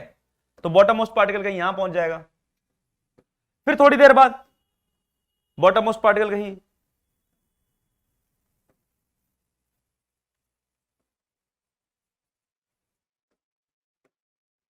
टॉप पे बना देते हैं, यहां पर पहुंच जाता, ठीक है। फिर थोड़ी देर बाद बॉटम मोस्ट पार्टिकल कहीं यहां पर आ जाता, फिर एंड में जो बॉटम मोस्ट पार्टिकल था जिसका नामकरण ए किया था हमने जिसका नामकरण ए किया था, वो वापस कहां पे आ जाए, वापस कहां पर आ जाए, ग्राउंड पे आ जाए, तो इसको मैं बोलूंगा क्या, वन रेवोल्यूशन। समझ आया, जो अभी पॉइंट टच में था उसका नाम मैंने ए दे दिया, वो घूम फिर के वापस किस पे आ जाए, ग्राउंड के टच में आ जाए, तो इसको मैं क्या बोलूंगा, वन रेवोल्यूशन बोलूंगा। तो अगर आप फील से अगर आप देखो तो जो आपने देखा कि जो बॉटम मोस्ट पार्टिकल तो किस टाइप का पाथ ले रहा है, दिखाई दे रहा है, बॉटम मोस्ट पार्टिकल किस टाइप का पाथ ले रहा है, मान लो यहां पर था वो अभी, ठीक है ना, तो देखो पहले यहां पर था, फिर यहां पर पहुंचा, फिर यहां पर पहुंचा, फिर यहां पर पहुंचा, फिर यहां पर पहुंचा, तो बॉडी जब चल रही होगी और घूम रही होगी ना, तो देखो इस टाइप का पाथ लेगा वो, बड़ा कॉम्प्लेक्स सा पाथ है, देखने में तो लग रहा है पैराबोला नहीं होता, इंफॉर्मेशन के लिए बताऊं, साइक्लॉइड होता है, कोई भी पूछे तो बता देना हीरो बनने के लिए, ठीक है ना, साइक्लॉइड होता है ये, पैराबोला नहीं होता, ना हाइपरबोला। आपको कोई साइक्लॉइड क्या, बहुत मैथमेटिक्स में जाना पड़ेगा, रहने दो, ठीक। आपसे ये नहीं पूछा गया कि सर ये क्या है, कुछ नहीं पूछा गया, आपसे पूछा गया कि सर अभी तो बॉडी यहां पर थी, इसका सेंटर ऑफ मास यहां पर था, फिर जब वापस से ए वाला पॉइंट घूम फिर के वापस आ जाएगा तो इसको बोलूंगा एक रेवोल्यूशन, तो सेंटर ऑफ मास यहीं पे आ जाएगा, वी से चल रहा था, ओमेगा से घूम रहा था, v से चल रहा था, ओमेगा से घूम रहा था। तो सर यहां से लेकर यहां तक ये कितना मूव किया, आपसे ये पूछा गया है, यही पूछा गया, तो बताओ कितना होगा।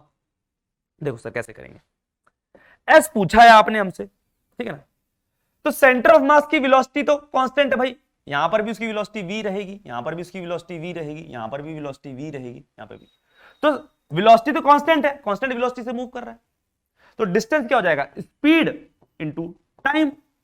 अब सर टाइम क्या होगा, टाइम क्या होगा, टाइम कैसे निकाला जाए, टाइम कैसे निकाला जाए कि जब ये बॉडी यहां से यहां पर पहुंच गई तो कितना टाइम लगा। एक चीज बताओ, सुनना मेरी, ये समझो अपने पास बॉटम मोस्ट पार्टिकल है, अब body combined translation and rotation कर रही है, यानी कि बढ़ भी रही है और घूम भी रही है, तो इन दोनों को एक साथ देखो तो ऐसे हो रहा है। अब एक चीज बताना, body constant angular speed omega से घूम रही है ना, एंगुलर स्पीड तो कांस्टेंट है ओमेगा, बेटा अच्छी चीज करा रहा हूं समझना, ठीक है, कांस्टेंट एंगुलर स्पीड ओमेगा से, तो ये बॉटम मोस्ट पार्टिकल है, ये जो भी अपने पास ये वाला ये अभी यहां पर है, कब बोलोगे कि एक रेवोल्यूशन हो गया, जब ये घूम के वापस यहां पर आ जाएगा, यानी एक चक्कर ये यहां पर था, और अगर मैं रोटेशन वाले पार्ट को देखूं, सिर्फ रोटेशन वाले पार्ट को देखूं तो ऐसे तो आएगा, तो कितना टाइम लगेगा खुद बताओ मेरे को, फिर से बताओ, ए वाला पार्टिकल यहां पर था, ठीक है, और घूम के वो वापस ग्राउंड पे आ गया, तो उसकी एंगुलर डिस्प्लेसमेंट कितनी हुई। अरे एंगुलर डिस्प्लेसमेंट की बात कर रहा हूं, तो आप क्या देखोगे, सिर्फ रोटेशन देखोगे ना, एंगुलर डिस्प्लेसमेंट, ये बॉटम मोस्ट पार्टिकल है और घूम के वो यहां पर आ गया, तो एंगुलर डिस्प्लेसमेंट कितनी होगी, अरे पहले यहां पर था, बॉटम पे था, यहां पे था, और घूम के वापस लो भाई बॉटम पे आ गया, ठीक है, तो एंगुलर कितना डिस्प्लेस किया वन रेवोल्यूशन में, 2 पाई क्या, और हमको पता है सर एंगुलर वेलोसिटी क्या होती है sir, theta by time, angular displacement कितनी है सर, ए वाले पार्टिकल की 2 पाई है, और एंगुलर स्पीड तो ओमेगा ही है, ओमेगा से तो रोटेशन काट रहा है, तो टाइम कितना आ जाएगा 2 पाई बाय ओमेगा, टाइम कितना आ गया 2 पाई बाय ओमेगा, यानी कि जो टाइम लगा, क्योंकि भाई खुद ही सोचो ना, ये जो बॉटम मोस्ट पार्टिकल है ये यहां पर है, पूरा वापस घूम के वापस ऐसे चक्कर काट के आया हो, तो कितना एंगुलरली डिस्प्लेस किया 2 पाई, मान लेते किसी टाइम टी में, एंगुलर स्पीड कितनी ओमेगा, तो टाइम कितना आ गया 2 पाई बाय ओमेगा, तो जितने टाइम में ये घूम के वापस नीचे आया है उतने टाइम में तो ये सेंटर ऑफ मास यहां से यहां पहुंचा है, क्योंकि खुद सोचो ना, जब सेंटर ऑफ मास यहां पे था ए पार्टिकल यहां पर था, जब वापस ए पार्टिकल नीचे आ गया तो सेंटर ऑफ मास यहां पे पहुंच गया, तो जितने टाइम में ए पार्टिकल घूम के यहां पहुंचा है उतने टाइम में तो सेंटर ऑफ मास यहां से यहां पहुंचा है, तो इस टाइम को मैं ये वाला टाइम लिख सकता हूं 2 पाई बाय ओमेगा, ठीक है। अब v equal to omega R है, तो सर s बराबर v को लिख सकता हूं omega are into 2 pi by omega, तो ओमेगा से ओमेगा कट गया तो आंसर कितना आ गया 2 पाई आर, कितना आंसर आ गया 2 पाई आर, यानी सरकमफ्रेंस बराबर, बेटा जितना बॉडी का सरकमफ्रेंस है ना उतना ही चलता है एक रेवोल्यूशन में, याद रखना बहुत इंपॉर्टेंट है, ठीक है ना। अगर आपसे कोई पूछे कि एक बॉडी क्या कर रही है, प्योर रोल कर रही है किसी फिक्स सरफेस के ऊपर, तो एक रेवोल्यूशन में कितना डिस्टेंस कवर करेगी, तो वो उतना ही करती है जितना उसका क्या होता है सरकमफ्रेंस, ठीक है ना। सरकमफ्रेंस कितना होता है बॉडी का 2 पाई आर होता है ना, इतनी चीज क्लियर है, समझ आया, इंपॉर्टेंट है ये, इंपॉर्टेंट चीज है ये, क्या है ताबड़तोड़ इंपॉर्टेंट चीज है, ठीक है। अब देखो क्या है अपने पास, इस चीज के बारे में बात कर ली हम लोगों ने, अच्छे से बढ़िया तरीके से बात कर ली। अब देखो यहां पर और बात करते हैं, मैंने आपको एक्सेलरेशन भी सिखाई थी, तो अगर कोई बॉडी क्या कर रही है, प्योर रोल कर रही है किसी फिक्स सरफेस के ऊपर, ठीक, ये ग्राउंड है, उसकी मान लो एक्सेलरेशन क्या है, ए है एंगुलर एक्सेलरेशन अल्फा, तो बताओ ए और अल्फा में क्या रिलेशन होगा अगर इसको प्योर रोल करना है। प्योर रोल का मतलब नो स्लिपिंग, मतलब नो स्लिपिंग। प्योर रोल कर रही है मतलब नो स्लिपिंग, कोई भी स्लिपिंग नहीं हो रही है भाई, कोई भी स्लिपिंग नहीं हो रही। अगर कोई भी स्लिपिंग नहीं हो रही है तो इसका मतलब जो बॉटम मोस्ट पार्टिकल है और जो ग्राउंड का टॉप मोस्ट पार्टिकल है, हरा हरा कर देते हैं, बॉडी का बॉटम मोस्ट पॉइंट और ग्राउंड का टॉप मोस्ट पॉइंट,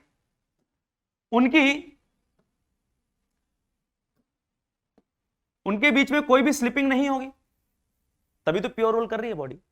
अब बॉटम मोस्ट पार्टिकल की हमको पता है एक्सेलरेशन सर क्या क्या होती है, ट्रांसलेशन की वजह से ए आएगी, लिख लेते हैं ए। रोटेशन की वजह से दो आती थी सर, एक तो एसी जाती थी और एक एटी आती थी, ठीक है ना। एटी की वैल्यू हमको पता है सर अल्फा आर होती है, ठीक। और जो ग्राउंड वाला पॉइंट है उसकी एक्सेलरेशन तो क्या है, जीरो। ग्राउंड वाले पॉइंट की एक्सेलरेशन जीरो। अब एक चीज बताओ, जो स्लिप वाली एक्सेलरेशन है वो तो हॉरिजॉन्टल वाली एक्सेलरेशन है ना, जो स्लिपिंग करवा सकती है।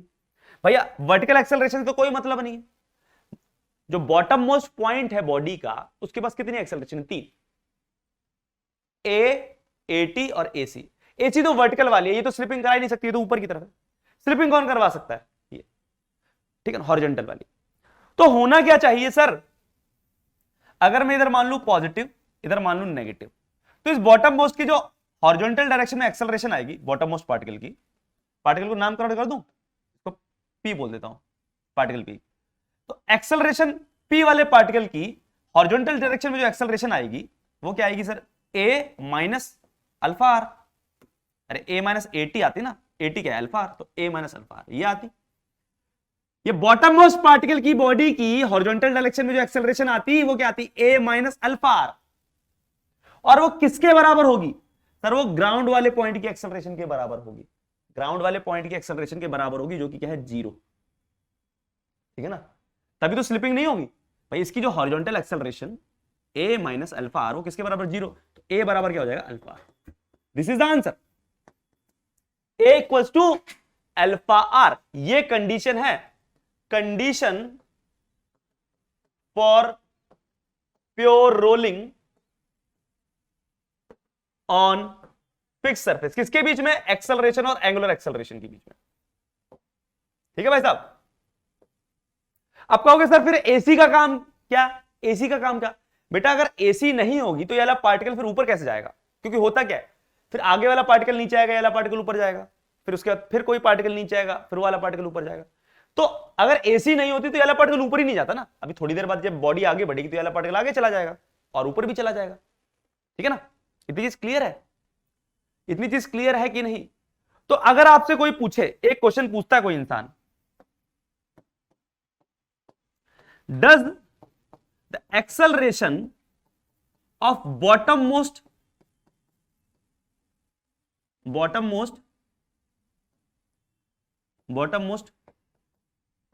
Particle is zero. क्या बॉटम मोस्ट पार्टिकल की एक्सेलरेशन जीरो होती है, नहीं नहीं। उसकी जो हॉरिजॉन्टल एक्सेलरेशन है, ये जो बॉटम मोस्ट पार्टिकल है ना बेटा, बॉटम मोस्ट पार्टिकल, ये उसका ए और अल्फा आर बराबर हो गया, ए बराबर अल्फा आर हो गया, यानी कि हॉरिजॉन्टल एक्सेलरेशन कैंसिल आउट हो गई है, लेकिन उसके पास एक एक्सेलरेशन तो बची है ना, एसी। भाई ए बराबर अल्फा आर हो गया है, तो यानी कि ये और ये कट गए, लेकिन उसके पास एसी तो बचा ना। तो उसकी क्या नेट एक्सेलरेशन जीरो है क्या, अगर कोई बॉडी प्योर रोल कर रही है, बॉडी क्या कर रही है, अगर प्योर रोल कर रही है, तो does the acceleration of bottom most particle is zero, नहीं। उसकी हॉरिजॉन्टल एक्सेलरेशन क्या हो गई है, जीरो हो गई है, लेकिन उसके पास एक एक्सेलरेशन तो बची है, एसी।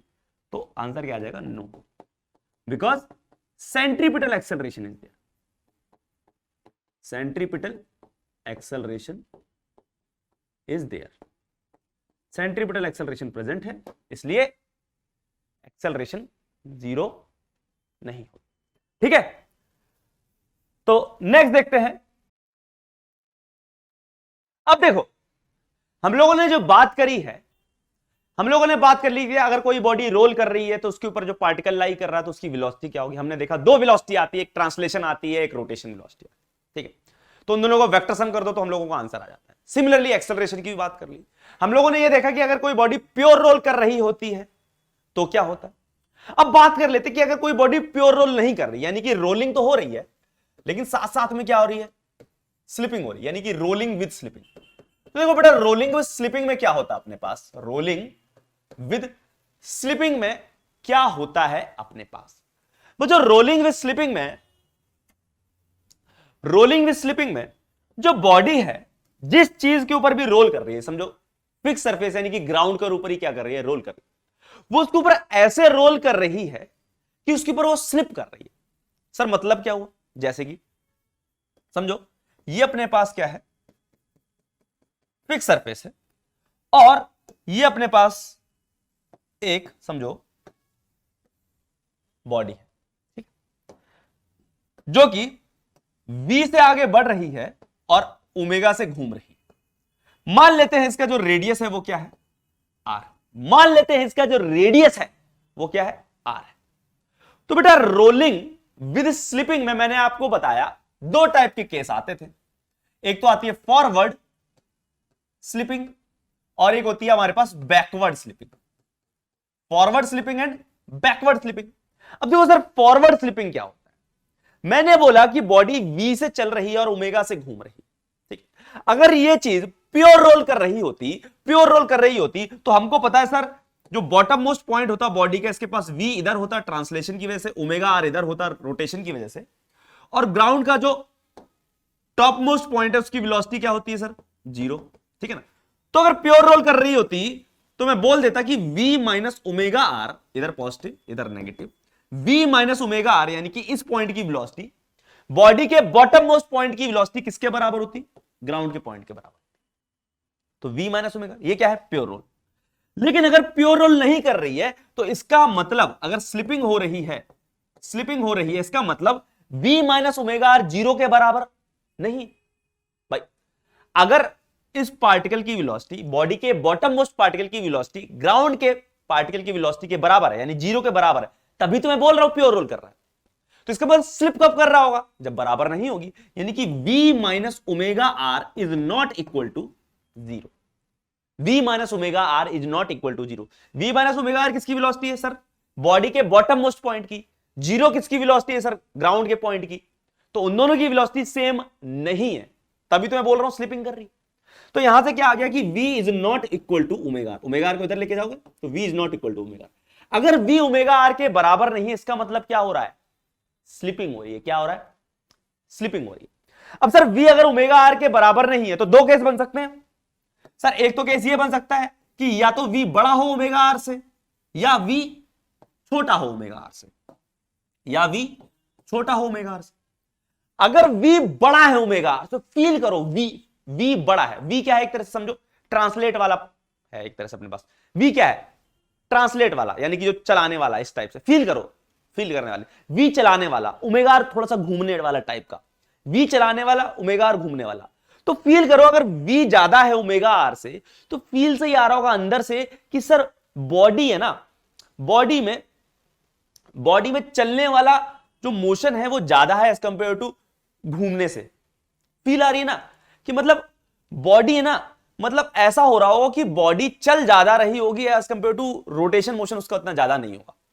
फील से पता चल रहा ना। v is greater than omega R, v is greater than omega R, v is greater than omega R. तो बॉडी एक तरह से आप फील से बोल सकते हो, ठीक है ना, बस फील के लिए बोल रहा हूं, ऐसे बोलना सही नहीं लेकिन फील के लिए, ताकि आपको फील कर पाओ कि बॉडी चल ज्यादा तेज रही है लेकिन घूम उस हिसाब से नहीं रही है, ठीक है ना, घूम उतना नहीं रही है, ठीक है। तो v is greater than omega R, यानी कि ये जो पार्टिकल है बॉटम मोस्ट पार्टिकल है, बॉटम मोस्ट पार्टिकल है ये वाला, ये वाला, इसके पास v क्या है, ट्रांसलेशन वेलोसिटी। v क्या है, ट्रांसलेशनल वेलोसिटी। अरे भाई ट्रांसलेशन के हिसाब से v आया था, ओमेगा आर किसके हिसाब से आया था, रोटेशन के हिसाब से। यानी कि जो बॉटम मोस्ट पार्टिकल है उसके पास ट्रांसलेशन वेलोसिटी ज्यादा है as compare to rotation velocity. यानी कि जो बॉडी है उसके पास चलना ज्यादा है एज कंपेयर टू उतना घूमना।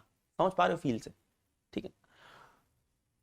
तो जब बॉडी चल ज्यादा रही, घूम इतना नहीं रही है, यानी कि ओमेगा आर उतना नहीं है, ठीक है, तो इसे कहते हैं हम लोग क्या, फॉरवर्ड स्लिपिंग। क्या कहते हैं, फॉरवर्ड स्लिपिंग। Forward slipping. इतनी चीज क्लियर है? क्या कहते हैं हम लोग? Forward slipping. ठीक है भाई साहब। बॉडी का जो बॉटम मोस्ट पार्टिकल है उसके पास जो ट्रांसलेशन वेलोसिटी है, यानी कि सिर्फ खिसकने वाली, वो है v, और रोटेट करने के हिसाब से क्या है? ओमेगा। तो v ज्यादा है ओमेगा से, यानी कि जो बॉटम मोस्ट पार्टिकल है, ठीक है, बॉटम मोस्ट पार्टिकल है, उसके पास ट्रांसलेशन वेलोसिटी ज्यादा है एज कंपेयर टू रोटेशन। तो बॉडी एक तरह से आप ऐसे बोल सकते हो कि बॉडी जो है ना, उसके पास ट्रांसलेशन मोशन ज्यादा है as compare to rotation motion. ठीक है, तो मतलब प्योर रोलिंग में क्या होता है बेटा? प्योर रोलिंग होता है कि बॉडी चल रही है और घूम भी रही है, ऐसे मजे से कर रही है, एकदम मस्त मक्खन की तरह, ऐसे मस्त मक्खन की तरह, आहा आहा आहा, मस्त चलते चलते मस्त घूम रही होती है। ठीक है, इस तरीके से। लेकिन फॉरवर्ड स्लिपिंग में क्या हो रही है? बॉडी रोल तो कर रही है, यानी कंबाइंड ट्रांसलेशन रोटेशन तो हो रहा है, लेकिन उस हिसाब से नहीं हो रहा, यानी कि बॉडी चल तो रही है लेकिन घूम उतनी तेज नहीं रही, ऐसे फिसल ज्यादा रही है, ऐसा करके। यानी कि कभी आप क्या करो, किसी भी आपने किया होगा बचपन में, मैं सच बताऊं सबने किया होगा, आपने नहीं किया होगा, किसी बोतल का कैप ले लेते हो, ऐसे उंगली में फंसाते होगा, ऐसे करके टक करके मारते होगे। अरे कभी आपने किया होगा ना बचपन में कि आप किसी बोतल का कैप ले लेते हो, जैसे फॉर एग्जांपल हम लोग बात करते हैं किसकी, मैं लेके आता हूं कुछ, ठीक है ना, 1 मिनट देना मेरे को।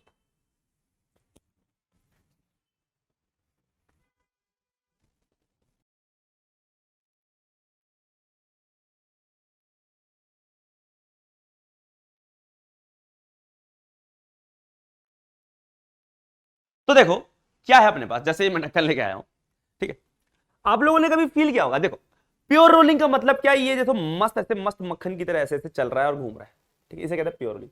थोड़ा सा ढक्कन में ऐसे निकला हुआ है, बॉटल का कैप है, ठीक है ना, दिखाई पड़ रहा है सबको? ये लो भाई साहब देखो, ये थोड़ा सा निकला हुआ है, तो उस हिसाब से आपको प्योर रोल करते हुए नहीं दिखाई पड़ेगा, लेकिन तब भी कोशिश करते हैं, जैसे ये अपने पास। तो प्योर रोलिंग का मतलब क्या है कि मस्त बॉडी क्या कर रही है, ऐसे चल रही है, घूम रही है, चल रही मस्त एकदम मक्खन की तरह, ठीक है ना, ठीक। लेकिन फॉरवर्ड स्लिपिंग का मतलब क्या होता है कि बॉडी स्लिप मतलब ट्रांसलेट ज्यादा कर रही है, रोटेट उस हिसाब का नहीं कर रही है, ठीक है ना, ट्रांसलेट ज्यादा कर रही है, ठीक है ना, यानी कि उसका मोशन में ट्रांसलेशन मोशन ज्यादा उसके पास भरा हुआ एक तरह से।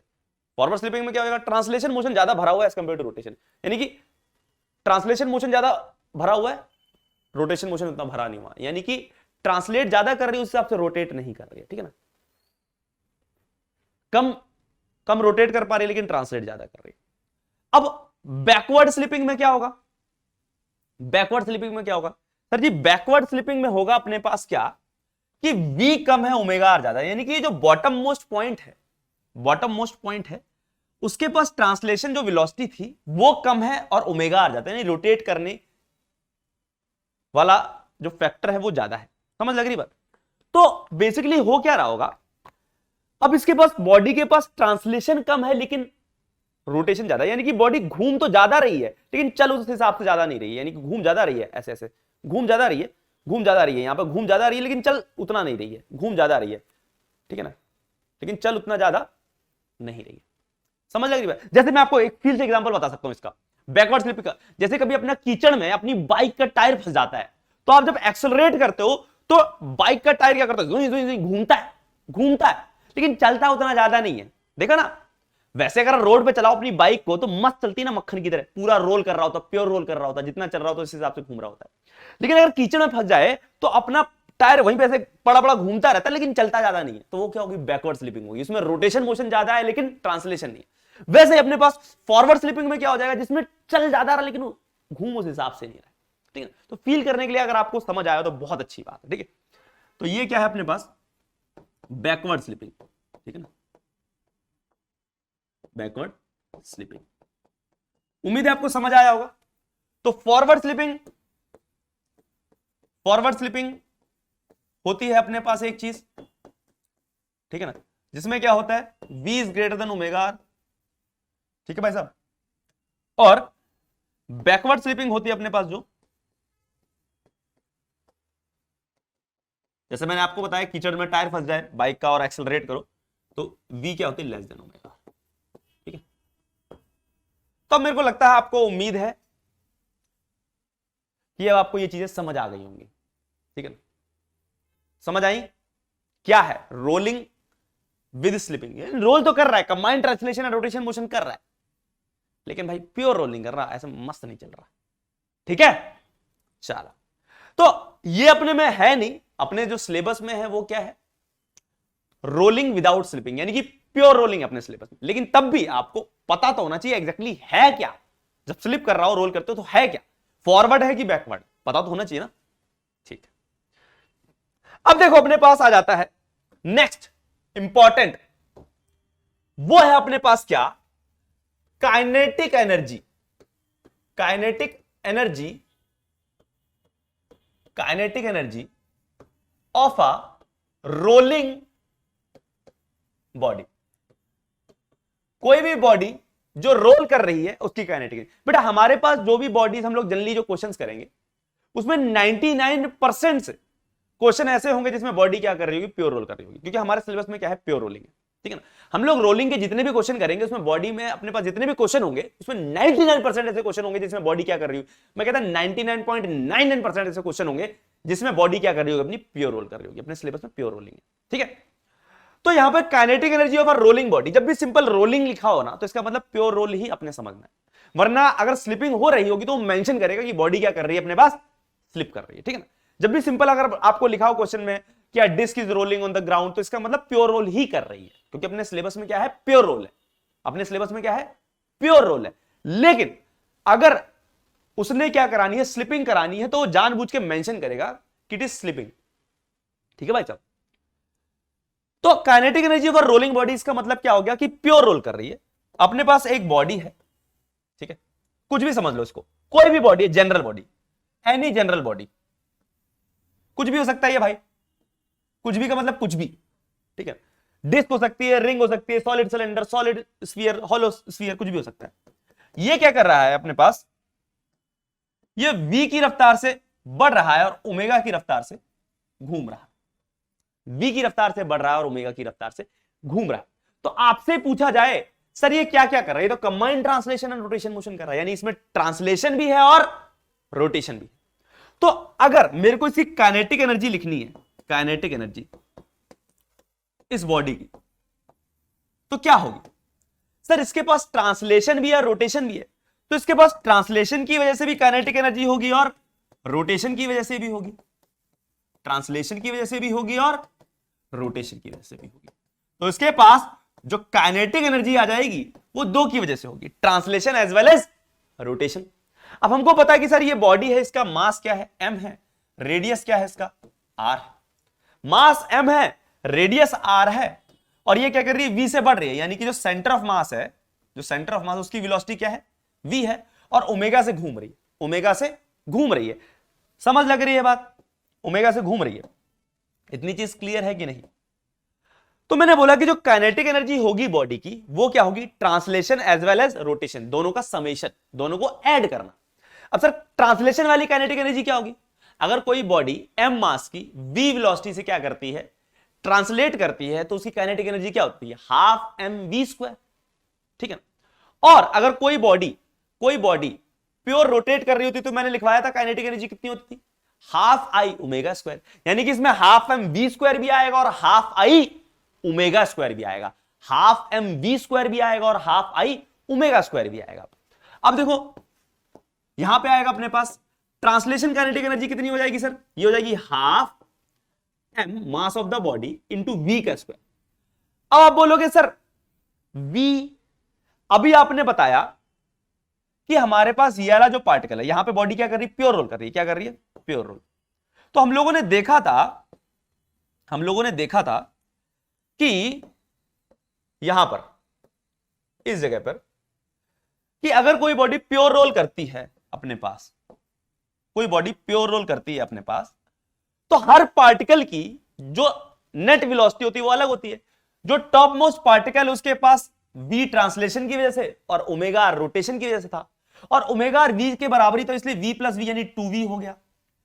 सेंटर ऑफ मास वाले की वेलोसिटी v ही है, बॉटम मोस्ट वाले की वेलोसिटी 0 है, इस वाले की वेलोसिटी v ट्रांसलेशन की वजह से और ओमेगा रोटेशन की वजह से था, और ओमेगा और वी के बराबर था, तो वी और वी का रिजल्टेंट √2v, इसका भी √2v। तो आप देख सकते हैं उसके ऊपर लाई करने वाले जितने भी पार्टिकल हैं उन सबकी जो वेलोसिटी है वो अलग अलग है।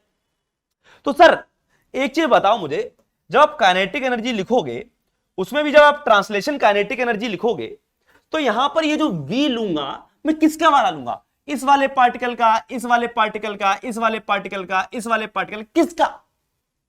सेंटर। किसका लूंगा? सेंटर ऑफ मास का। याद रखना जब किसी भी बॉडी के आप ट्रांसलेशन काइनेटिक एनर्जी लिखते हो तो वो जो ट्रांसलेशन काइनेटिक एनर्जी होती है वो होती है हाफ मास इनटू वेलोसिटी, यानी कि एक तरह से वेलोसिटी का मैग्नीट्यूड या बोल लो स्पीड।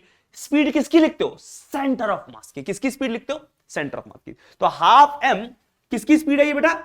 सेंटर ऑफ मास की। हाफ एम वी सी ओम का स्क्वायर, तो हाफ एम वी सी ओम का स्क्वायर। सेंटर ऑफ मास की स्पीड क्या सर? वी ही है। क्या है? वी ही है। वेलोसिटी ऑफ सेंटर ऑफ मास क्या है? वी। क्योंकि बेटा जो सेंटर ऑफ मास है, सेंटर ऑफ मास है वो थोड़ी ना, उसके पास तो सिर्फ क्या है? ट्रांसलेशन वाला ही है ना। सेंटर ऑफ मास तो सीधा सीधा चल रहा है ना ऐसे। अभी बॉडी यहां पर है, थोड़ी देर बाद बॉडी यहां पर आ जाएगी। तो आप देख सकते हो जो सेंटर ऑफ मास है वो तो सिंपल ट्रांसलेट कर रहा है। इस केस में देखो सिंपल क्या कर रहा है? ट्रांसलेट कर रहा है, सीधा सीधा सीधा सीधा चल रहा है। ये चीज क्लियर है कि सेंटर ऑफ मास को सीधा सीधा एकदम ट्रांसलेट कर रहा है, सीधा सीधा सीधा सीधा सीधा सीधा सीधा सीधा सीधा सीधा।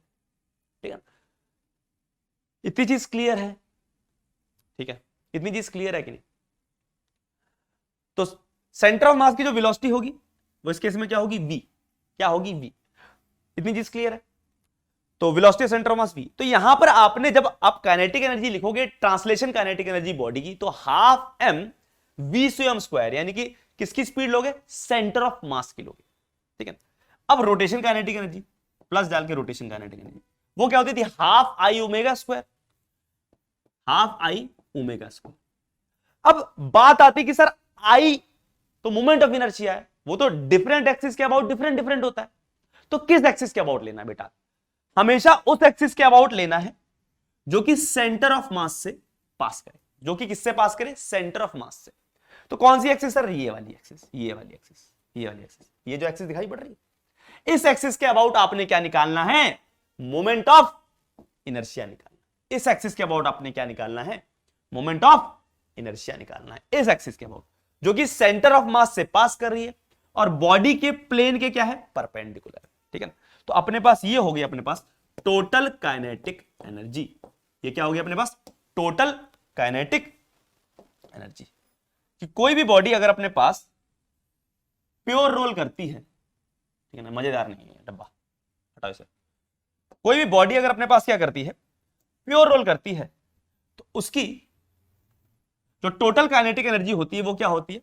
Translation kinetic energy plus rotation kinetic energy. Translation हो जाएगी half m speed of centre of mass का square plus half ICM omega का स्क्वायर। याद रखना, बहुत ज्यादा इंपॉर्टेंट है। ठीक है, चलो अब देखो, आपसे मैं एक डब्बा बनवाना चाहता हूं बेटा। इससे ज्यादा इंपॉर्टेंट कोई डब्बा हो ही नहीं सकता दुनिया में। जो भी अभी मैं आपसे डब्बा बनवाऊंगा उससे ज्यादा इंपॉर्टेंट डब्बा दुनिया में कोई डब्बा ही नहीं। ठीक है ना, देखो, क्योंकि उस डब्बे में हम लोग बड़ी तिलस्मी चीज लिखने वाले हैं। क्या है सर वो तिलस्मी चीज? देखो,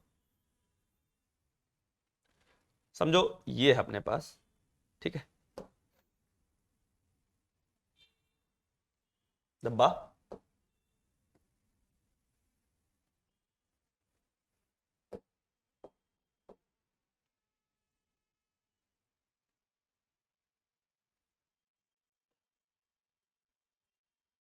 ये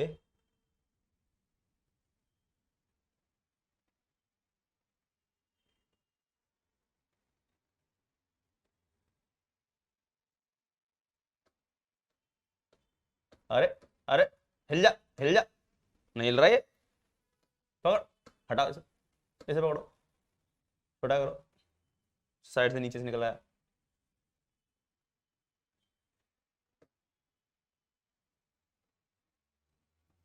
हाँ अब बराबर। ठीक है भाई साहब, और ये लो, देखो, है ना कैसे बनाए डब्बे, कैसा इस्तेमाल किया मैंने इसका। सर जी बहुत उम्दा, बहुत उम्दा, मजा आ गया सर, मजा तो आएगा ही। ये लो, देख लो बड़ा, क्रिएटिविटी देख रहे हो तुम, क्रिएटिविटी देख रहे हो तुम, क्रिएटिविटी देख रहे हो तुम। देखो बड़ा, अब यहां पर हेडिंग डालो सर, यहां पर हेडिंग डालो बॉडी, यहां पे हेडिंग डालो बॉडी, ठीक है, ये चीज क्लियर है कि नहीं। यहां पे हेडिंग डालो बॉडी, ये लो, यहां पे डालो moment of inertia, moment of inertia यानी कि आई, और यहां पर इस डिब्बे में तिलिस्मी चीज आने वाली है बेटा, क्या सर, वो है अपने पास के स्क्वायर बाय आर स्क्वायर। के तो पता ही ना, रेडियस ऑफ गायरेशन बता चुका हूं, आर रेडियस है, कोई भी बॉडी है जो कि रोल कर रही है उसका रेडियस क्या है आर, और के है उसका रेडियस ऑफ गायरेशन, के क्या है उसका रेडियस ऑफ गायरेशन। अब देखो अपने पास कौन कौन सी बॉडीज हैं, जल्दी से बात कर लेते हैं हम लोग, ठीक है। सबसे पहली जो अपने पास बॉडी आ जाएगी, ठीक है, जो सबसे पहली बॉडी आ जाएगी अपने पास, वो आ जाएगी, जो सबसे पहली बॉडी आएगी अपने पास वो है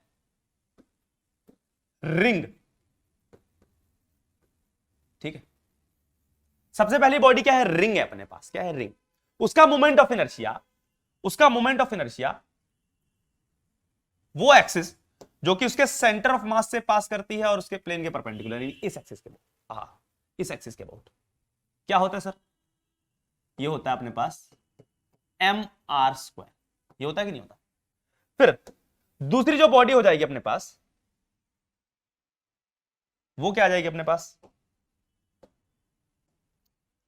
दूसरी बॉडी हो जाएगी अपने पास, कौन सी, कौन सी हो जाएगी सर, अपने पास आ जाएगा हॉलोस्फीयर, हॉलोस्फीयर, ठीक है। अब हॉलोस्फीयर सर, ये एक हॉलोस्फीयर है, हॉलोस्फीयर है, मोमेंट ऑफ इनर्शिया किस एक्सिस के अबाउट, वो एक्सिस के अबाउट जो कि इसके सेंटर ऑफ मास से पास कर रही है, ठीक है ना। आप ऐसे ही बोल सकते हो सर, ये एक्सिस भी उसके सेंटर ऑफ मास से पास कर रही है, ये वाली एक्सिस, ये एक्सिस जो कि इसके सेंटर ऑफ मास से पास कर रही है, ठीक है ना। ऐसे घूम रहा होगा सरफेस के ऊपर, अरे रोल कर रहा होगा ना, ये रिंग भी अगर रोल कर रही होगी ऐसे किसी सरफेस के ऊपर रोल कर रही होगी, ठीक है ना, इस एक्सिस के अबाउट, समझ पा रहे हो, इस एक्सिस के अबाउट जो कि इसके सेंटर ऑफ मास से पास कर रही है और उसके प्लेन के परपेंडिकुलर। सिमिलरली ये अपने पास जो हॉलोस्फीयर है वो भी इसी एक्सिस के अबाउट क्या कर रहा होगा, ठीक है। तो इस एक्सिस के अबाउट मोमेंट ऑफ इनर्शिया कितना है इसका सर, 2/3 mr स्क्वायर, क्लियर है। अब बात की जाए इसकी तीसरा, तीसरा क्या है अपने पास, तीसरा है अपने पास डिस्क, सर तीसरा क्या है, डिस्क, डिस्क, डिस्क तो सर डिस्क जैसी बनाओ, हिल तो आनी चाहिए डिस्क की, तो डिस्क बना देते हैं, ये लो डिस्क अपने पास है, ठीक है। कलर फिल कर दें, फिल कलर, ये लो भाई साहब डिस्क है ये अपने पास, ठीक है। ये डिस्क है, ये है उसका सेंटर ऑफ मास इस एक्सिस के अबाउट, वही सेंटर ऑफ मास वाली एक्सिस, इसी एक्सिस के अबाउट क्या कर रही है वो, इस एक्सिस जो कि सेंटर ऑफ मास से पास कर रही है, इसी एक्सिस के अबाउट हम लोग मोमेंट ऑफ इनर्शिया देख रहे हैं, ठीक है, जो कि उसके सेंटर ऑफ मास से पास कर रही है। तो मोमेंट ऑफ इनर्शिया कितना होता है सर, ये होता है इसका mr²/2। और लास्ट क्या है अपने पास, फोर्थ, फोर्थ है अपने पास, फोर्थ क्या है अपने पास सर, फोर्थ है अपने पास solid sphere, solid sphere, solid sphere sir ji, solid sphere बना दो, लो जी सॉलिड स्फीयर अभी बनाते हैं, ये लो सॉलिड स्फीयर, सॉलिड बॉडी, ठीक है साहब जी, ठीक है साहब जी, कौन सा कलर, ये ठीक है। किस एक्सिस के अबाउट कर रहा है भाई? इसी एक्सिस के अबाउट कर रहा है जो कि सेंटर ऑफ मास से पास कर रही है, ठीक है ना, और ये इस सरफेस के ऊपर रोल कर रहा है, ठीक है। मोमेंट ऑफ इनर्शिया क्या है? I बराबर 2/5 mr स्क्वायर। ये चीजें आई अपने पास। अब sir k square by R square क्या है? बड़ी तिलिस्मी चीज है k square by R square. देखो क्या है, अगर मैं इसकी बात करता हूं सॉलिड स्फीयर की, तो अगर मैं साइड में दिखाऊं तो सर आपको याद है आपने जब रेडियस ऑफ गायरेशन करवाया था तो ये लिखा था फॉर्मूला I बराबर एम के स्क्वायर। के क्या था? Radius of gyration. I बराबर एम के स्क्वायर, के क्या था? Radius of gyration. अब बताओ सॉलिड स्फीयर का मोमेंट ऑफ इनर्शिया इस एक्सिस का अबाउट क्या है? Sir 2/5 mr square. तो 2/5 mr स्क्वायर बराबर एम के स्क्वायर। तो m से m कट गया तो k square by R square कितना आ गया? सर सॉलिड स्फीयर के लिए k square by R square की वैल्यू कितनी आई? 2/5। तो सॉलिड स्फीयर के लिए k square by R square की वैल्यू कितनी आई? 2/5। ये कितनी आई? 2/5। इतनी चीज clear? 2/5 is the value of k square by r square for solid sphere। तो बेटा मैं आपको बताऊं ना k square by R square होता क्या है? जो भी बॉडी होती है उसका जो भी मोमेंट ऑफ इनर्शिया होगा, ठीक है ना, अब moment of inertia M R square तो आएगा, तो एम आर स्क्वायर के साथ जो भी कांस्टेंट मल्टीप्लाई होता है ना वही होता है k square by R square. तो यहां पे एम आर स्क्वायर के साथ क्या था? 2/5, तो 2/5 आ गया। सिमिलरली जब इसको करोगे, इसका निकालोगे k square by R square disk का, तो M R square by 2 is equal to M K square करते। अरे यही तो करते, I बराबर M K square, I M R square by 2 is equal to M K square. M से M कट जाता तो इसका भी 1/2 आता k square by R square. देखो यानी कि एम आर स्क्वायर के साथ क्या मल्टीप्लाई? 1/2। तो इसका भी k square by R square क्या आता? 1/2। इसका क्या आ जाएगा सर? 2/3। इसका क्या आ जाएगा? 1। तो देखो अगर आप नीचे से ऊपर जाओ तो इंक्रीजिंग ऑर्डर में मैंने k square by R square लिखा। सबसे कम किसका होता है? सबसे कम किसका होता है? सॉलिड स्फीयर का। उसके बाद किसका? डिस्क का। उसके बाद किसका? हॉलो स्फीयर का। सबसे ज्यादा इसका। 2/5 को आप क्या लिख सकते हो? 0.4 भी लिख सकते हो। 1/2 को 0.5 लिख सकते हो। इसको आप 0.6 लिख सकते हो, ठीक है ना, और ये तो 1 है, इसको अप्रोक्सीमेटली 0.6 लिखा हुआ, ठीक है। इतनी चीज क्लियर है कि नहीं? समझ लग रही है बात? तो आपको वैल्यू ये याद रखनी है, 2/5, 1/2, 2/3, 1। अब सर ये बड़े काम की चीज है, ये बहुत ही ज्यादा काम की चीज है। सर कैसे काम की चीज है? कैसे सर ये काम की चीज है? ये आज के लेक्चर में नहीं बताऊंगा, आज के लिए इतना ही छोड़ देते हैं आपको, ठीक है। नेक्स्ट लेक्चर में बताऊंगा बेटा, इससे ऐसे आसानी से सवाल निकलेंगे, ऐसे फटाफट आप ओरली सवाल निकालोगे। कैसे? ओरली। आपको ज्यादा इक्वेशन बनाने की जरूरत थोड़ी पड़ेगी। जैसे मैंने ट्रिक बताई थी आपको वो कनेक्टेड बॉडीज में, ठीक है ना, पुली वाले में, ऐसे यहां पर भी समझो k square by R square आपकी रोटेशन मोशन की ट्रिक है। जब बॉडी रोल कर रही है तो k square by R square आपकी ट्रिक है, और इस ट्रिक का इस्तेमाल करना हम लोग सीखेंगे। तो आज का लेक्चर हम लोग यहीं पर समाप्त करते हैं। एक बार देख लेते हैं कि हम लोगों ने आज के लेक्चर में क्या क्या पढ़ा। आज के लेक्चर में हम लोगों ने सीखा कि रोलिंग क्या होती है भाई, ठीक है ना। रोलिंग क्या होती है? अपने पास कोई body combined translation and rotation motion करती है, यानी ट्रांसलेट भी कर रही है, रोटेट भी कर रही है। हम लोगों ने देखा कि उस रोलिंग बॉडी के ऊपर अगर कोई भी पार्टिकल लाई करता है तो उसकी वेलोसिटी कैसे निकालते हैं, उसकी एक्सेलरेशन कैसे निकालते हैं, ठीक है। वो बात अलग है, एक्सेलरेशन वाली चीज आपके सिलेबस में इतनी ज्यादा नहीं है, तो आप नहीं भी करोगे तो भी चल जाएगा, ठीक। फिर मैंने आपको बताया था कि अगर कोई बॉडी प्योर रोल कर रही हो तो उसकी कंडीशन क्या होगी, फिक्स सरफेस पे कंडीशन क्या होगी। प्लैंक वाला क्वेश्चन भी करवाया आपसे, ठीक है। इतनी चीज क्लियर है, करवाया मैंने आपसे, समझ लग रही बात। फिर मैंने आपको बताया कि अगर कोई भी बॉडी स्लिप कर रही हो रोल करते हुए तो उसमें बैकवर्ड स्लिपिंग क्या होती है, फॉरवर्ड स्लिपिंग क्या होती है, ये भी समझा दिया आपको। और एंड में मैंने आपको बताया कि अगर कोई बॉडी रोल कर रही है, प्योर रोल कर रही है, तो उसकी काइनेटिक एनर्जी कैसे लिखते हैं, समझ लग रही है बात? इतनी चीज क्लियर है कि नहीं? तो ये चीजें हम लोगों ने कर ली है, ठीक है। रोलिंग हम लोगों ने कर ली है, फिर उसके बाद काइनेटिक एनर्जी भी हम लोगों ने बात कर ली थी कि अगर कोई बॉडी क्या कर रही है, रोल कर रही है, तो उसकी काइनेटिक एनर्जी कैसे लिखते हैं। तो ये चीजें आज हम लोगों ने कवर कर ली है, काफी कुछ। नेक्स्ट क्लास में हम लोग आगे अपना k square by R square यानी जो तिलिस्मी चीज बताई है उसको आगे कंटिन्यू करेंगे और चैप्टर मस्त उड़ाएंगे, ठीक है। तो आज के लिए बस इतना ही, मिलेंगे नेक्स्ट क्लास में, तब तक के लिए पढ़ते रहिए,